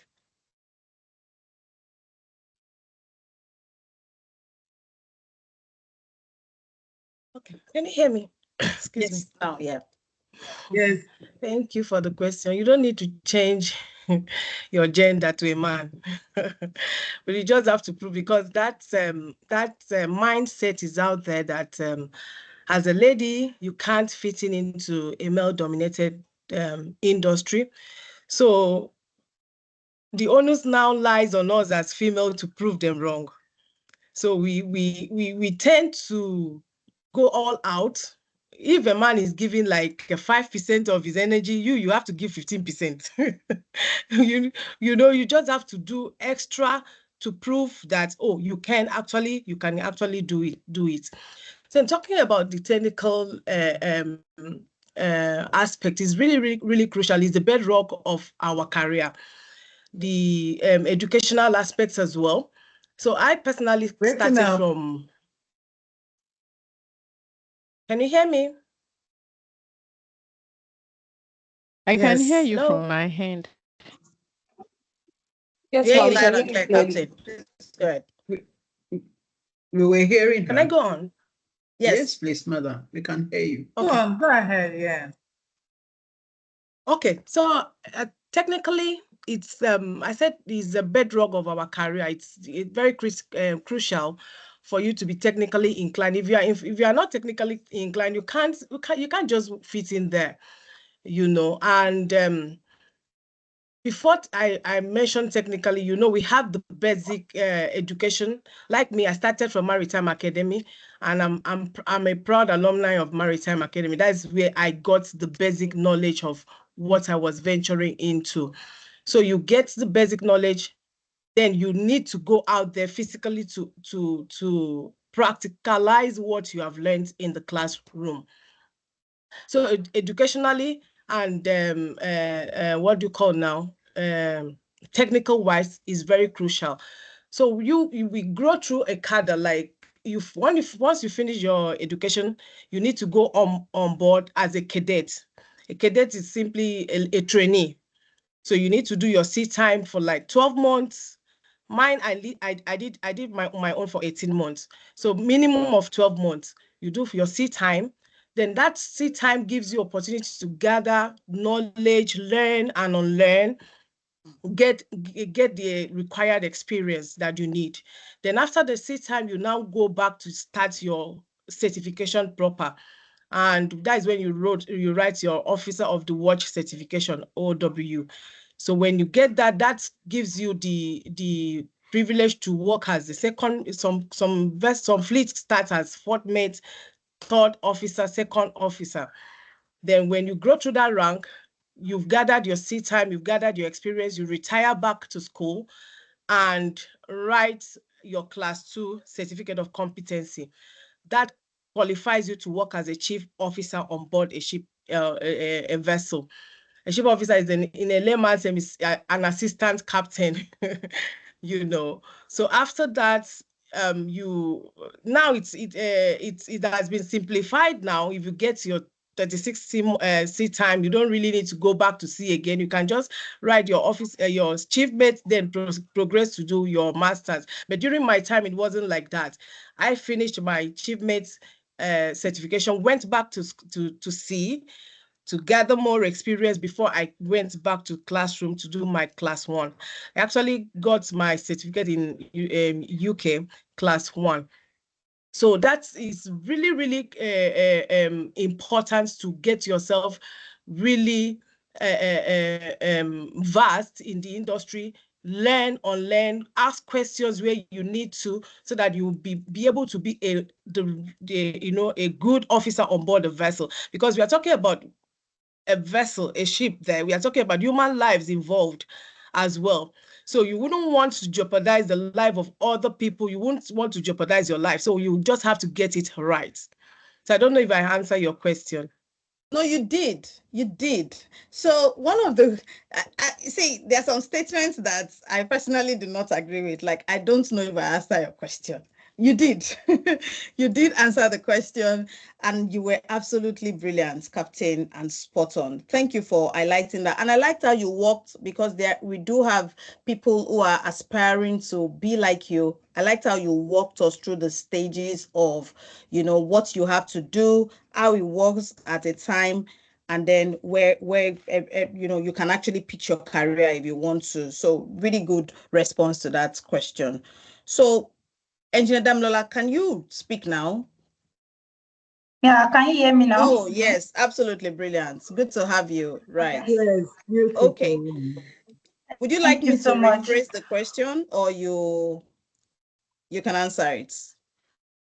Yeah, I got your question, and I still have a lot of things to also say. So just permit me to be them together.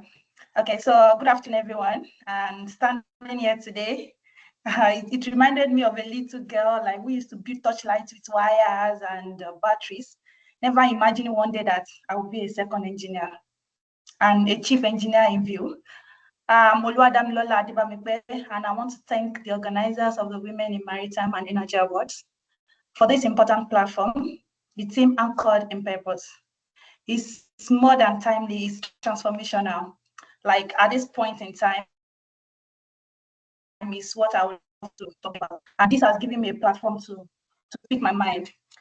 I'll talk about the anchor moment. Yeah, I know Dr. Odayo have done justice to that, and Dr. Danda Lami. I'm sorry, I don't know how to pronounce the name. But growing up with my grandmother, actually, I was the kid who loved playing police cars. Like I always like to build a police car. I always like to build touchlights. I destroy our TV, destroy everything in the house. She would take me to a rewire place to say, just go and sit down there so you don't keep destroying my stuff. You know,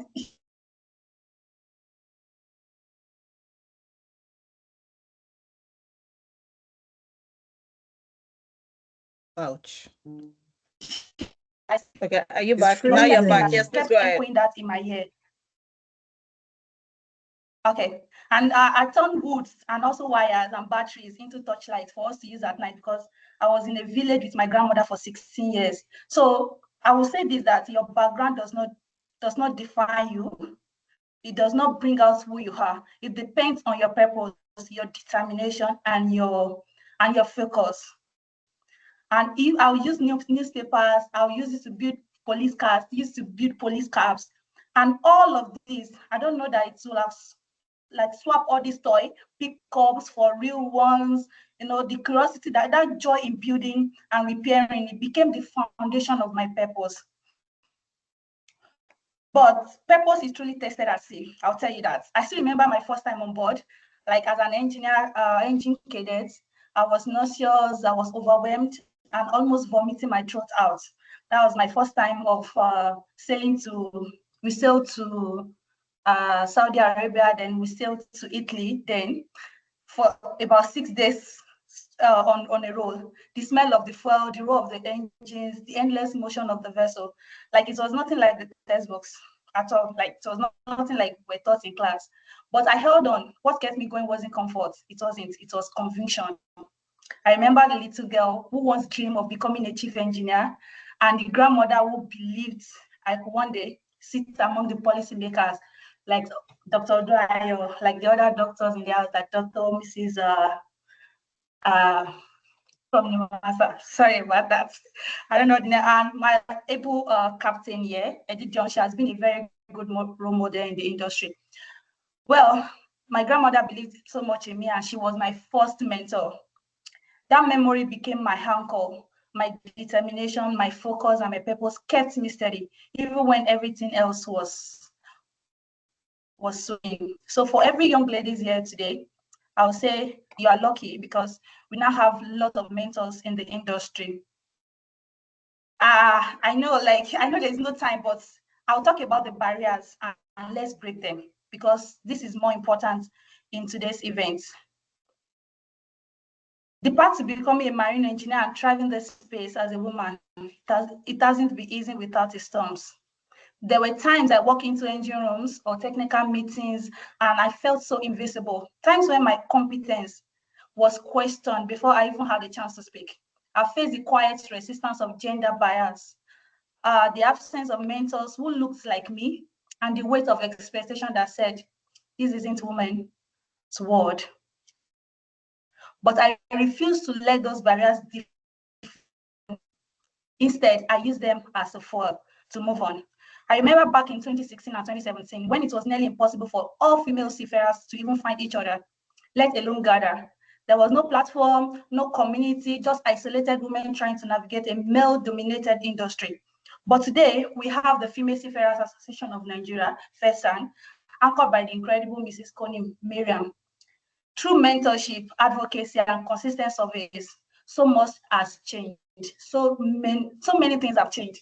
I'll tell you. Now we have Nigerian women working on cruise ships. We are working on tankers, offshore platforms, in government, and in marine schools as lecturers. We are not just present, we are visible. We are not there yet, but the norms are shifting. The maritime industry should be like any other, open to anyone with a passion, strength, and courage to serve.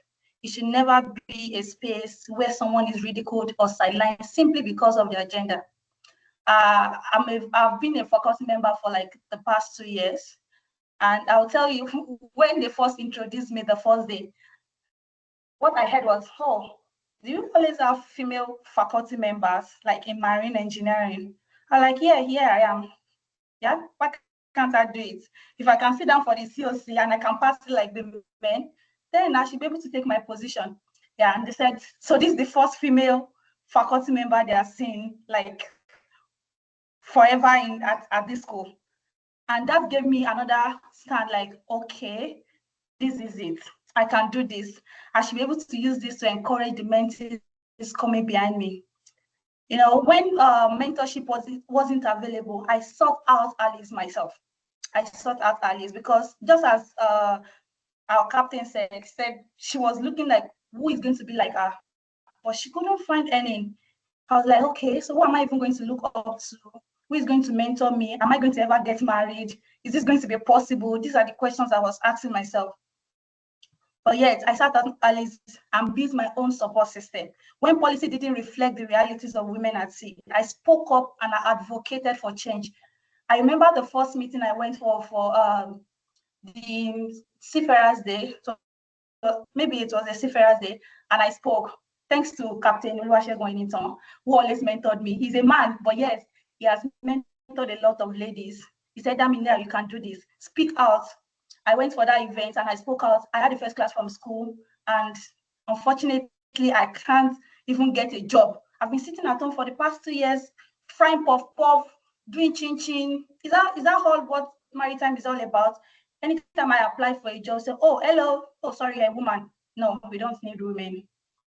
No, I was chattered, and my husband was like, all this your certificate is enough to start wrapping your puff. Jokingly, I was like, no, that's not what I am made for. I started going for events, and for the young ones coming behind, I'll tell you that it pays for you to always stand up. Like, go for events, go for conferences. I was in Asaba and I was invited for that program in Lagos. I carried my 6-month-old son and we entered a bus, night bus, and we went to Lagos just because I wanted to attend the event so that I can speak out, so that I can meet people. That day, I got 3 jobs. And I met with WIME. WIME took me as a WIME baby. And since then, I didn't look back anymore. So I'll tell you, conferences like this, events, meet people, talk to people, go on LinkedIn, add up people, send a very cold email. Well, I didn't just navigate the system. I challenged it. I negotiated space where there was none. And I made it a point to reach back and lift others as I climbed up, because no one should have to break through alone at all. Should we talk about the power and the preparation and resilience? Because resilience is the key point. In the industry, technical competence isn't optional. It's a currency. And as a woman in marine engineering, I knew I had to be more than good. I had to be excellent. From my cadetship to my current role, I've always tried to prove myself. Like every little thing, every little time I have to like read, learn and unlearn, meet people, ask questions. I've made it a priority to master my crafts, to master this engineering. I read journals, whether it was learning through the intricacies of energy systems, staying up to date with international maritime regulations, or any certification that opened new doors.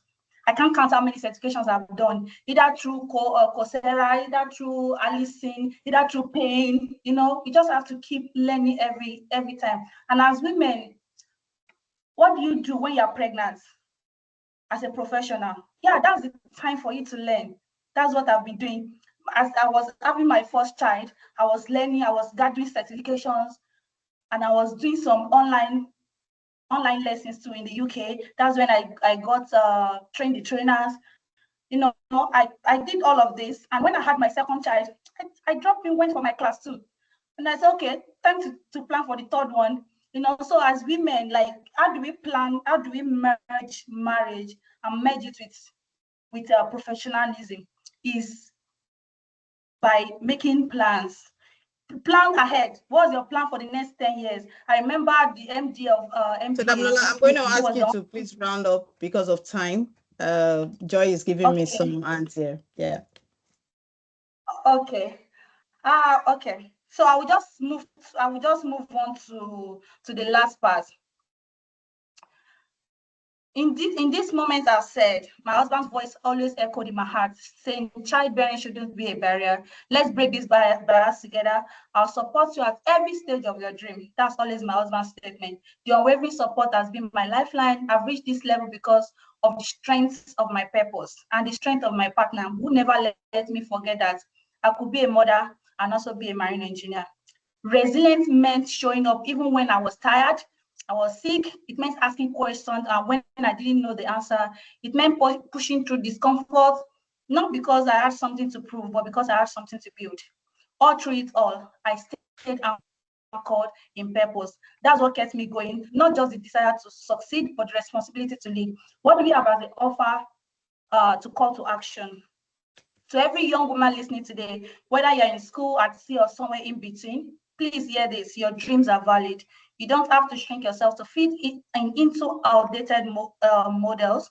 If you have the passion, the strength, and the courage, then this industry needs you. Don't wait for passion to lead. Step forward, take up space, own your journey. To the institution, companies, NIMASA, policymakers in this room, it's time to move from intention to action. Invest in mentorship programs. If each person as a captain and chief engineer take each one person in the industry that are just growing from oceanography, from man on, then it will be a better place. It's time to move from intention to action. Invest in mentorship program, create flexible policy that supports women through every stage of their life. And I will say something that as we advocate for women in maritime, please let us be mindful not to create rivalry with the other gender. Our focus should remain on inclusion, not division. What first inspired our collaboration was a stereotype against women. Let's not reverse the narrative by building new stereotypes against others. There's a thin line between advocacy and rivalry that I'm seeing now, and we must stay on the right side of it. So for every mentees present today, I will advise you that you should take up a mentor, and for every mentors, please take up a mentee and mentor them rightly. Thank you. Absolutely brilliant. Please, you kind of lead me into where we're going to have all of our speakers just tee in, and then we'll wrap up this session. So we've talked about experiences, decisions, in some instances, even policy, but I want us to wrap up now, and I'll go around each of you to share what you would consider a call to action. Damola has shared a few. What do you want? What should we be expecting as a truly inclusive future? And importantly, maybe top 3 things that you want the audience to take away from this conversation. So I'll start with Captain Akpanebe, then followed by Engineer Muile, then Engineer Dr. Damadani will close the session for us. So Captain Akpanebe, the floor is yours. Our call to action from this conversation.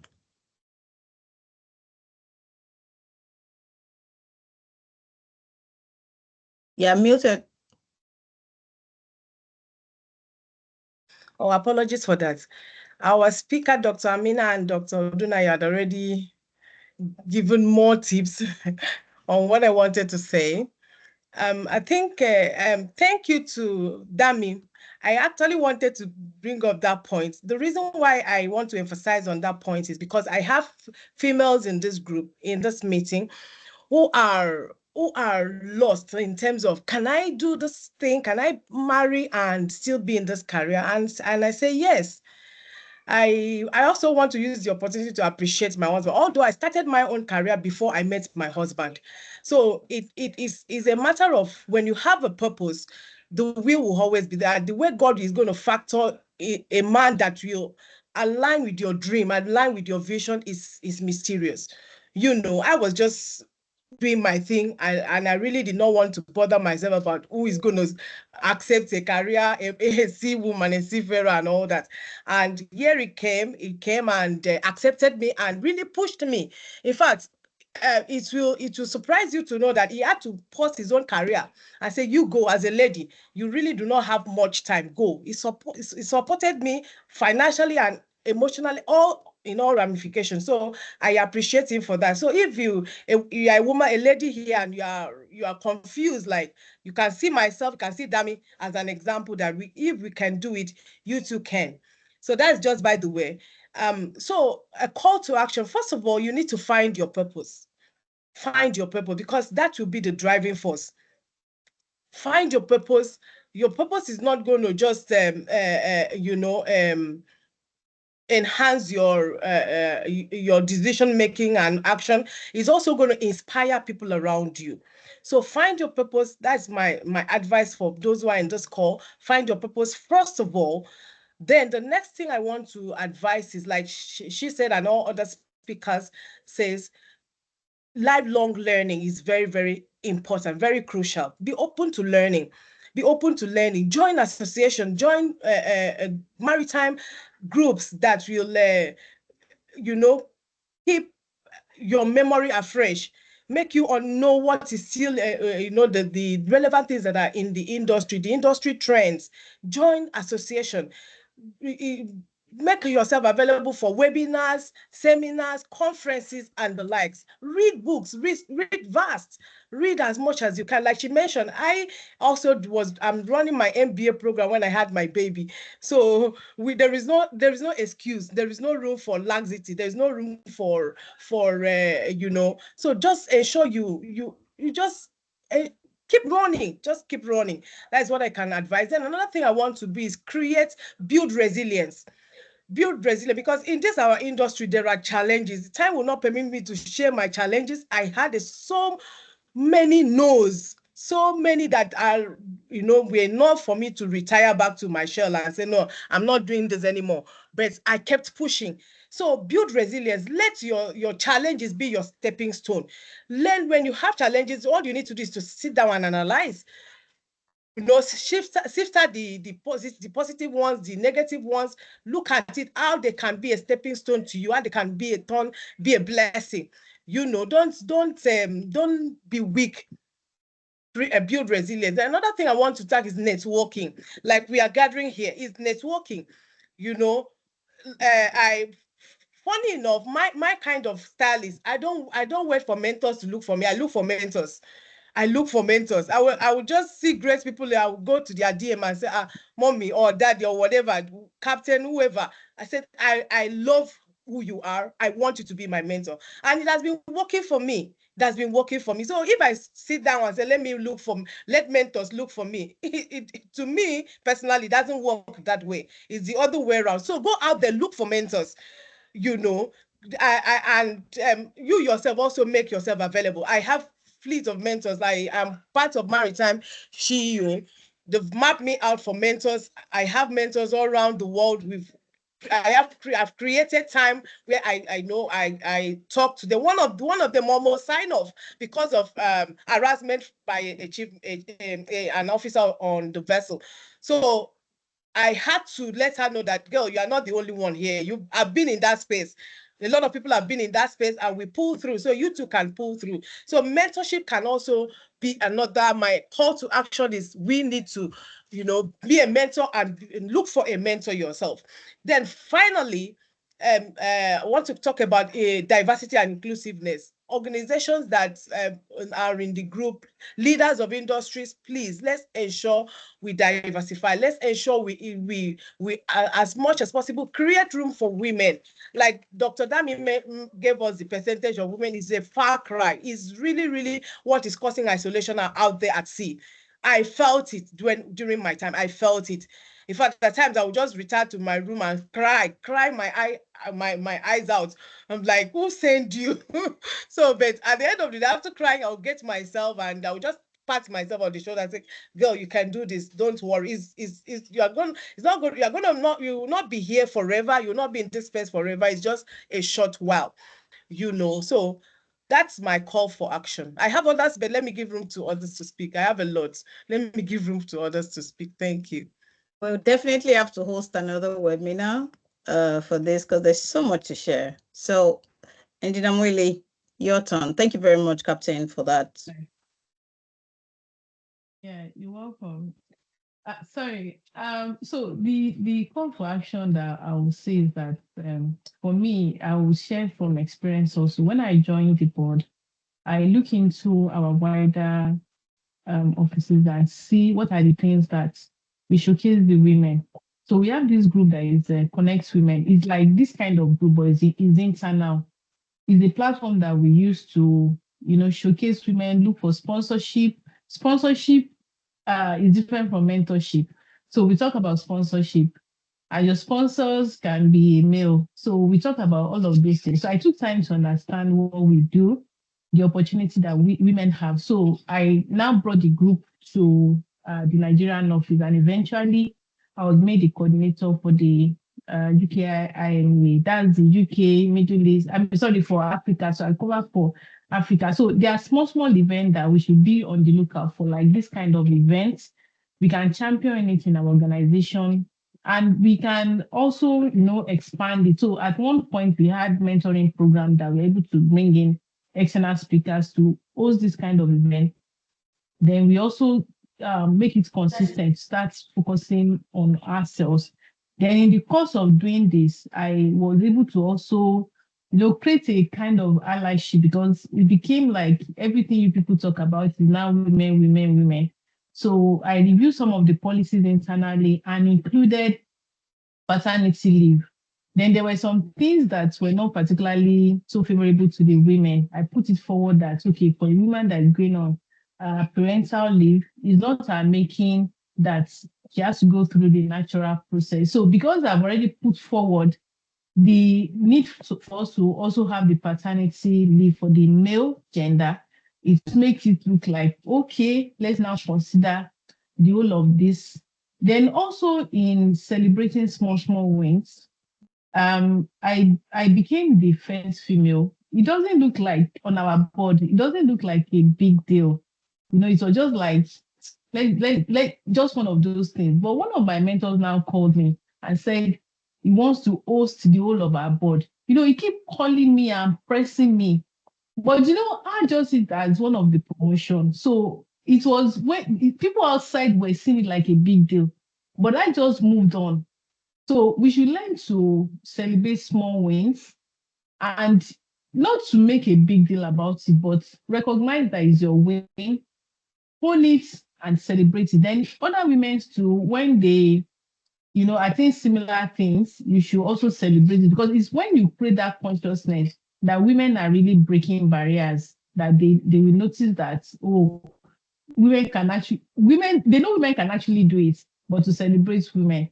Then also, I mean, in terms of achievement, also, I was also the first to become a fellow of the Nigerian Society of Engineers.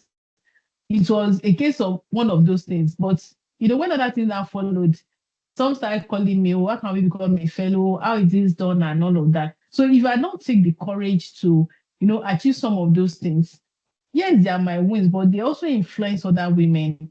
Because if you don't do it, it closes the door for other women, and it looks like they cannot do it. So celebrate small, small wins for yourself and for others. Then sometimes we also look like it's going to be a big policy that we need to make a change.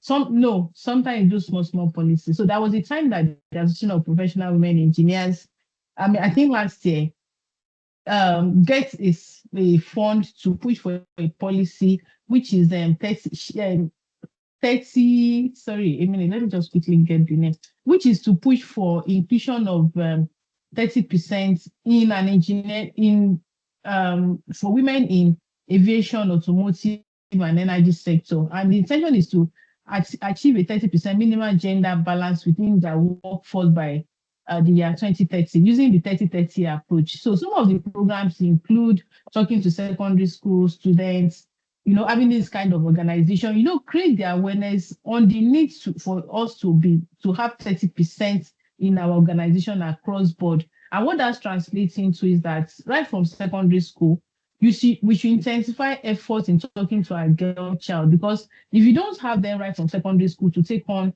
maybe relevant courses, it can be maybe arts, it can be sciences, it can be, accounting. So across board, if we don't start from secondary school to start orientating them, there is no way we can have female to actually groom into those positions. So that policy is on.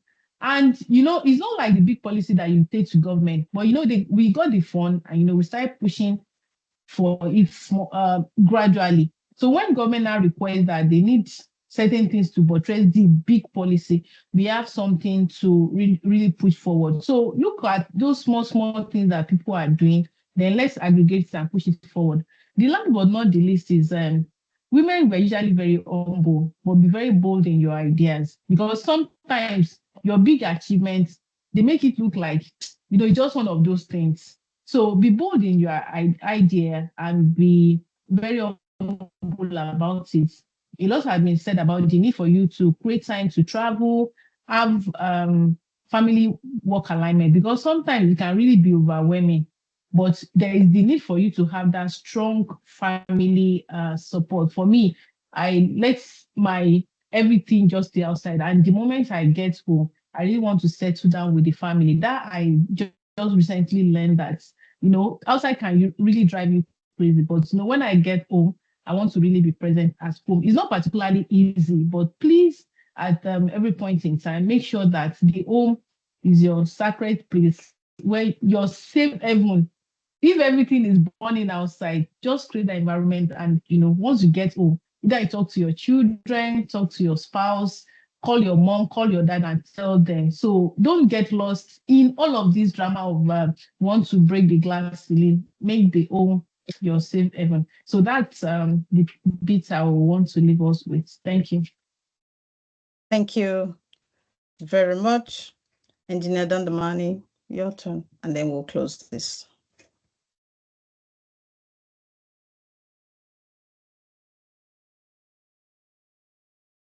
Okay. Thank you very much, Bosu. So if there's one thing I want us to walk away from with today is that you belong in every room where your voice can shape the future. Whether you're starting your career or sitting on top of your field, I want you to own your story, lead with purpose, and lift others as you rise. Don't wait for perfect conditions or permission, because that's our problem. We have imposter syndrome. A man who he know when maybe there's a position or something, he only has 5% requirement, he will apply. But a woman who have 99%, she's still waiting until she completes that 1% before she will apply. Please, start where you are with what you have and lead and do it. To the young women listening, please, your background is not a barrier. Use me as an example. If anybody thought I would be where I am today, I mean, if I was told to, I would have said it's a big dream. But here we are. With purpose, with God by your side, you can do it. Your background is your foundation, and your difference is in your strength. So you can do it. Organizations that we represent, I encourage everyone, join SPE. Join SPE is your one-stop shop for everything, growth, mentorship, everything. But to us, the leaders of organization, it's not just enough for us to open doors. We must also create space at the table and remove the invisible barriers as much as we can that keep women from thriving. And to everyone in this space, become a mentor, become an ally, advocate, you know, do the best that you can, to encourage other women. Because when women are anchored on purpose, they don't just survive the storm, they chart new courses for others to follow. We have examples here. Dr. Chizoba, the captains here, I don't get the names and all of that, Joy, everyone on the call, we're all doing our bit, but we can do better. So let's lead boldly on land, at sea, and everywhere in between. And thank you for the opportunity, and looking forward to future collaboration. Thank you. Please, a round of applause for all of our esteemed panelists. Thank you. Thank you. We've had an insightful contribution and conversation today. And I like the way Captain Akpenebe started. This is an open forum. We're going to share. And that's what they all did. Thank you for indeed sharing with us how you have led the charge on sea, in policy, and on land. And importantly, how we are anchored in purpose. So thank you, everyone. I would like to, before we get into the pictures and all that, just really quickly call the chairperson for the WIME Board of Advisory, Dr. Chizoba, to thank all of our speakers from today before we then go into some few announcements. Captain, you have something? Your hand is up. I see some questions on the chat room, so I wouldn't know if you want to take it. Okay, so for time, because I also looked at it, for time, we are way past our time. What we'll plan to do is, because some of them are conversations around, we need work, where can I talk to? And I guess that's has been kind of established. The one that stands out really is the one that's around mentorship, which I think also has been mentioned, but we can ship this to you, your answer, and then we can relate back to the people who dropped the question. He says, how can I find a mentor early, and are there specific platforms? Amina talked about it, Engineer Damilola talked about it, you mentioned it. You don't have to wait for mentors. Sometimes it's you just finding the person and saying, I want you to mentor me. Yeah, and really putting your own on. Yeah, I think most of the questions have been answered, but apologies everyone. Because of time, we would not be able to take your questions. The next event is going to be definitely longer than this so that we can accommodate all the things that is begging for expressions in the woman. So thank you, Captain, for sharing that. Chair, over to you to thank our speakers. So thank you very much. I would like to use this opportunity to thank every one of you who have taken your time, prepared very well, educated us, enlightened us, in fact, sensitized us on this platform. We cannot take it for granted. I called you, you answered. For those who are asking questions on how can they get mentors, please, the social media is open for every one of us to use. You can use professional social media platform. You can use LinkedIn. Just go to the people that are within your space and where you want to carve a niche and send them messages. Look for somebody that knows somebody where you are interested. You know, we keep saying that you can lead from where you are. Yes, of course, you can make the little changes from where you are. And I would like to appreciate every one of us. You know, they say the young shall grow. The young are really growing. Engineer Damilola, I thank you for coming. My own Vice President of Western Nigeria, thank you so much for coming. Engineer Naimot, thank you so much. My dear Engineer Dr. Amina Lami, thank you so much. I hope I didn't murder that name.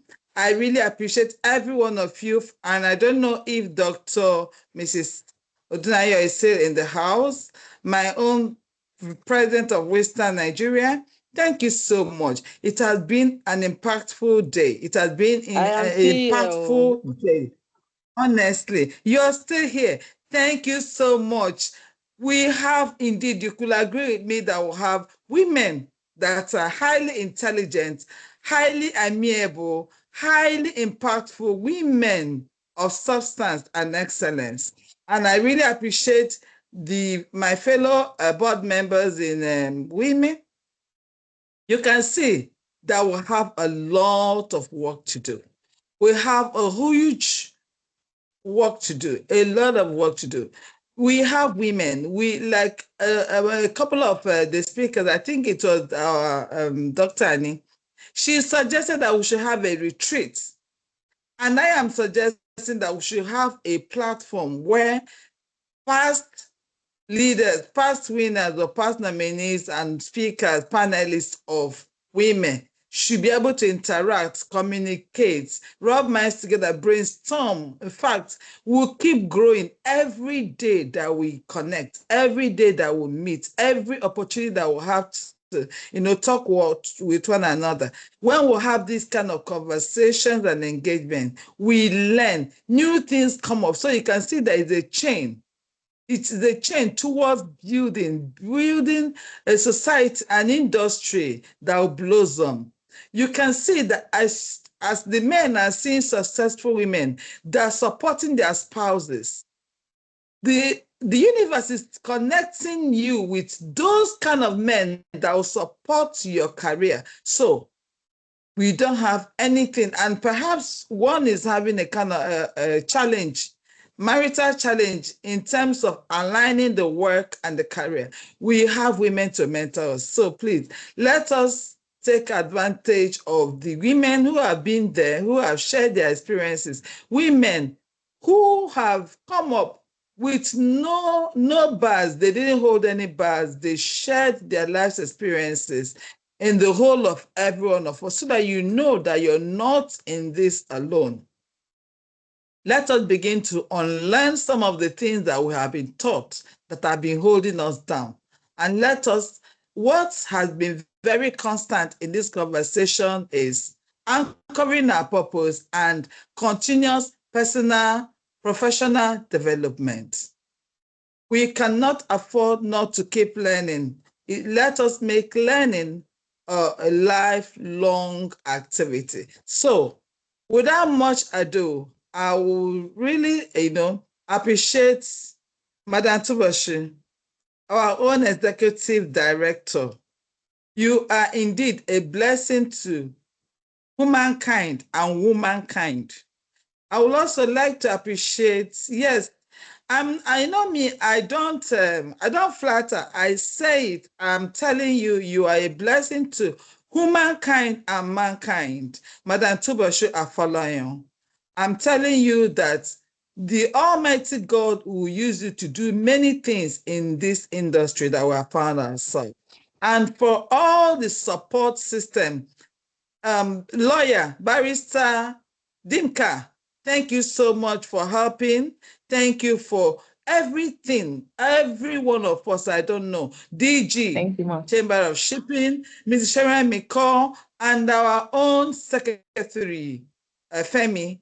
I really want to appreciate every one of us. I really do appreciate. I'm so excited in my spirit because we're blossoming and we're thriving. More things are coming out from whenever we have an engagement, other things are coming to show you that we're going somewhere.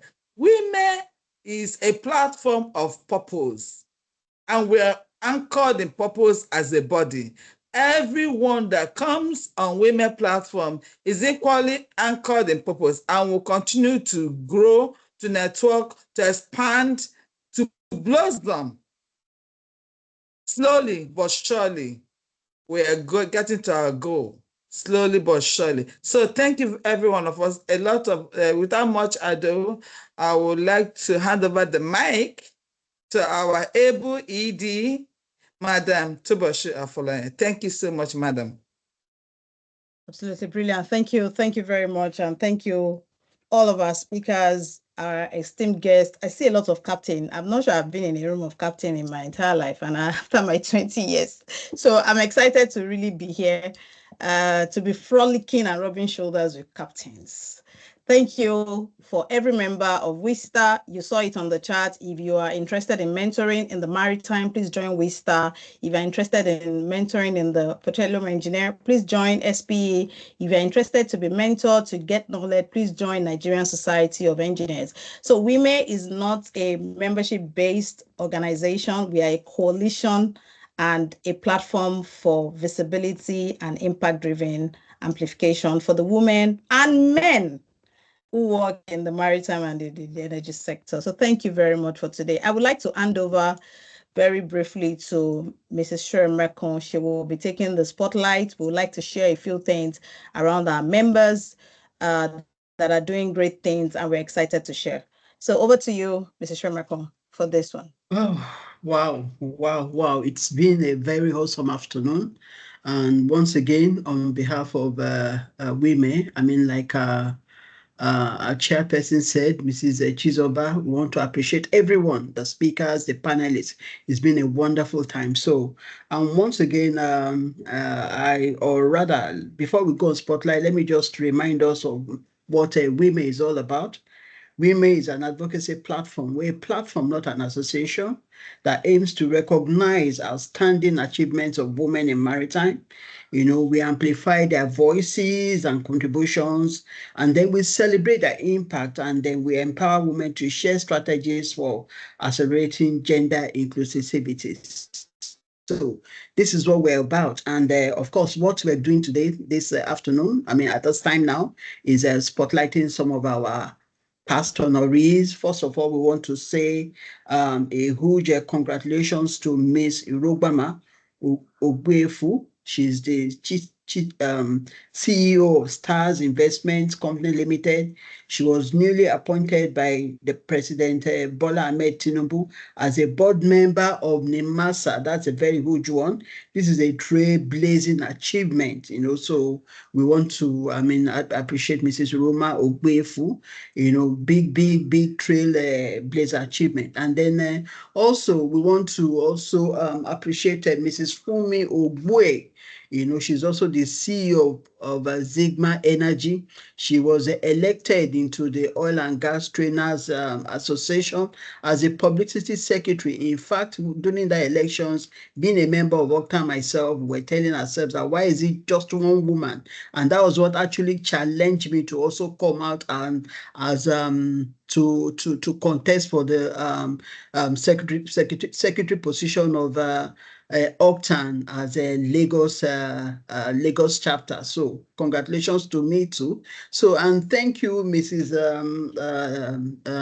Odunayo. You helped us to spotlight a lot of the people you mentioned, like Imhejika. She was a past honorary. So we thank you very much. In fact, it has been a very good session. I heard a lot of buzzwords, perseverance, focus, resilience, continuous learning, which is a big one for me, advocacy, and, celebrating small wins. Nothing is too small. Don't wait for perfect condition. In fact, she nailed that. I think one of our panelists said that, and sometimes being a perfectionist myself, I always like to make things perfect before I do something. So this is very, very good. I mean, like I agree with the executive director and the chairperson that we have a lot of work in our hands. And thank you, Engineer Damamani, for that statistics, that survey that you gave us. I don't know how recent that survey is, but it's quite depressing to see just 2% of seafarers. I think in the maritime sector, we have a lot of work to do. We still have a lot of work to do in the engineering sector. And I know that as we move on, as WIME marches on, the sky is just a starting point for us. So thank you, everyone, once again. Thank you for coming. In future, we may invite you. You may be one of our honoraries. We may be honorees, sorry. You may be one of our honorees. You'll be invited to speak, So thank you. Thank you so much. And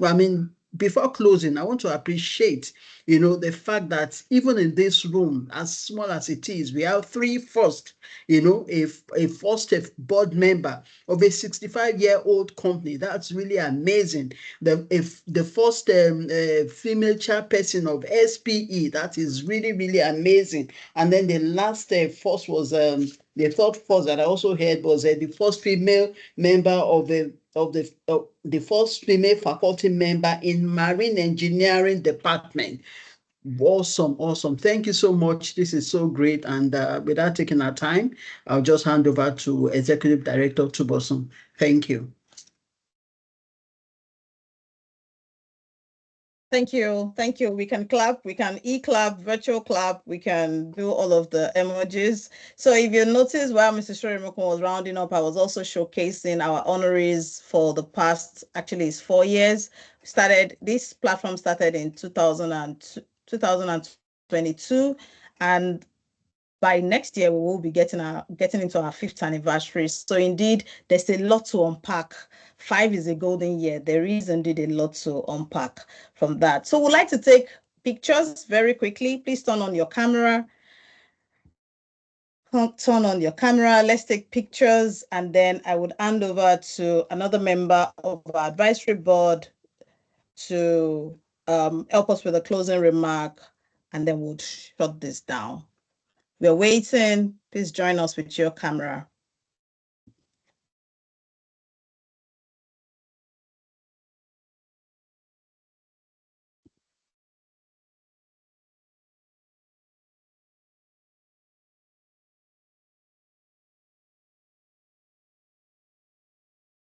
It takes a while to find the button, so find the button quickly.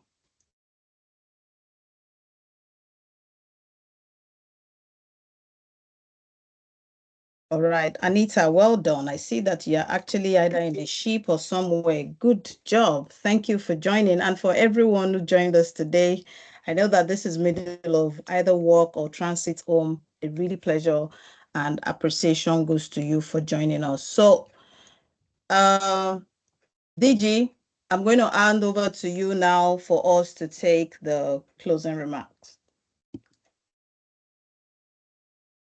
Picture taken. Okay, thank you very much, Edie.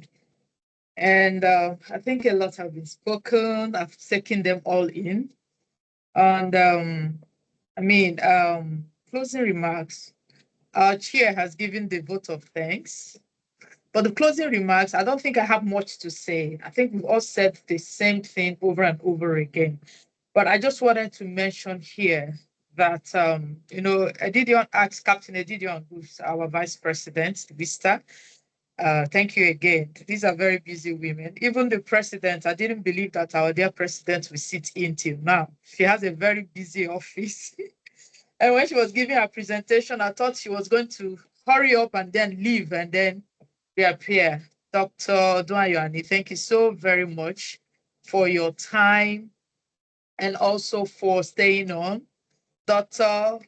Engineer Amina, thank you so very much. Madam yes. Yes, Engineer Neumann. Of course, Dami, thank you so much. And Joy for always doing us the honor. Joy, you see, you're outside now. I've dragged you out and you are now outside permanently. Doing amazing. Thank you Yes, for ma'am. anchoring this session. We had a good time. And then, of course, Thank you, Mrs. ma'am. Shorem, who again is also, one of the um, the current, over the weekend, one of the women who also were appointed on the board, of Octan. Over the weekend, I was thinking a lot. I said I had a very beautiful reflection about the news I was getting. There were a lot of nominations and appointments, forgive me, on the different boards. And I was quite impressed with the fact that I was hearing about women, and women that. And sometimes I know sometimes when we are in the larger room, appear to be quite overbearing and we are too much. I told someone something. I said, if somebody is crying and crying out for help, that's because there is a need for the help. As soon as the help is given, the person will stop crying. So whenever you hear the women talk about we are not well represented, we need this, we need that, and all that, it's because there is a need. And I'm looking forward to, I know the women I see in this room are women who I know that can channel and champion causes, because we've been saying a lot, but when we now have them in paper, that's policy, driving policies and regulations that will truly represent, our concerns, then that, for me will be the big win. But even at that, having said that, it's important for us to continue to do what we are doing. Um, um, I know that women in maritime and energy Awards is poised towards ensuring that we bridge this gap. And you can see that everything we are doing is reflective of our objectives. And then we want to encourage you to continue to follow us, continue to be part of the whole conversations that we are having, continue to spread the news. You've been part of this room, and we want to see that represented in all that you're also doing. We're sure, we rest assured that we'll be reaching out to you um, with the other programs we have before the end of the year and our bigger, program for the coming year. So on behalf of the chairman of the board and all the members of Women in Maritime and Energy, I want to thank you so very much for your very insightful, committed, and very purposeful conversations that we have had with you this afternoon. We do hope that we keep it going, and let's continue to do the much that we are doing in our small spaces. We know that these things will really add up. And just like the president of Western Nigeria have said, when you see somebody down and that you need to give the person a hand, please do not hesitate to give the person a hand. There's nothing as fulfilling as seeing a chain of progress, because there's a lot that's happening. And we know that whilst a lot of people have different stories to tell or share, one thing is significant, and that is that most times women have to struggle to get to where they are going. that alone should be the reason why you want to reach out to another woman and give her a helping hand. And then posterity will definitely be speaking for you. Thank you so very much. And thank you, Edie, again for the time to speak. Thank you. And that brings us to the close of this really brilliant event, a first of many. We've pioneered it and it will be a first of many. We would definitely reach out to all these associations that are listed here and even much more, because we believe in collaboration and connecting the right women on these two critical sectors. So that's it for today. Thank you for joining us and see you soon. Thank you and bye for now. Bye, Thank you, everyone. everyone. Bye, Thank you. everyone. Enjoy the rest of your Bye, evening. everyone. Yes. You too. Always Enjoy a the rest pleasure. of your evening. Thank You too. you. Thank you. Thank you. Thank you. Marilyn. Thank you, Tubosi.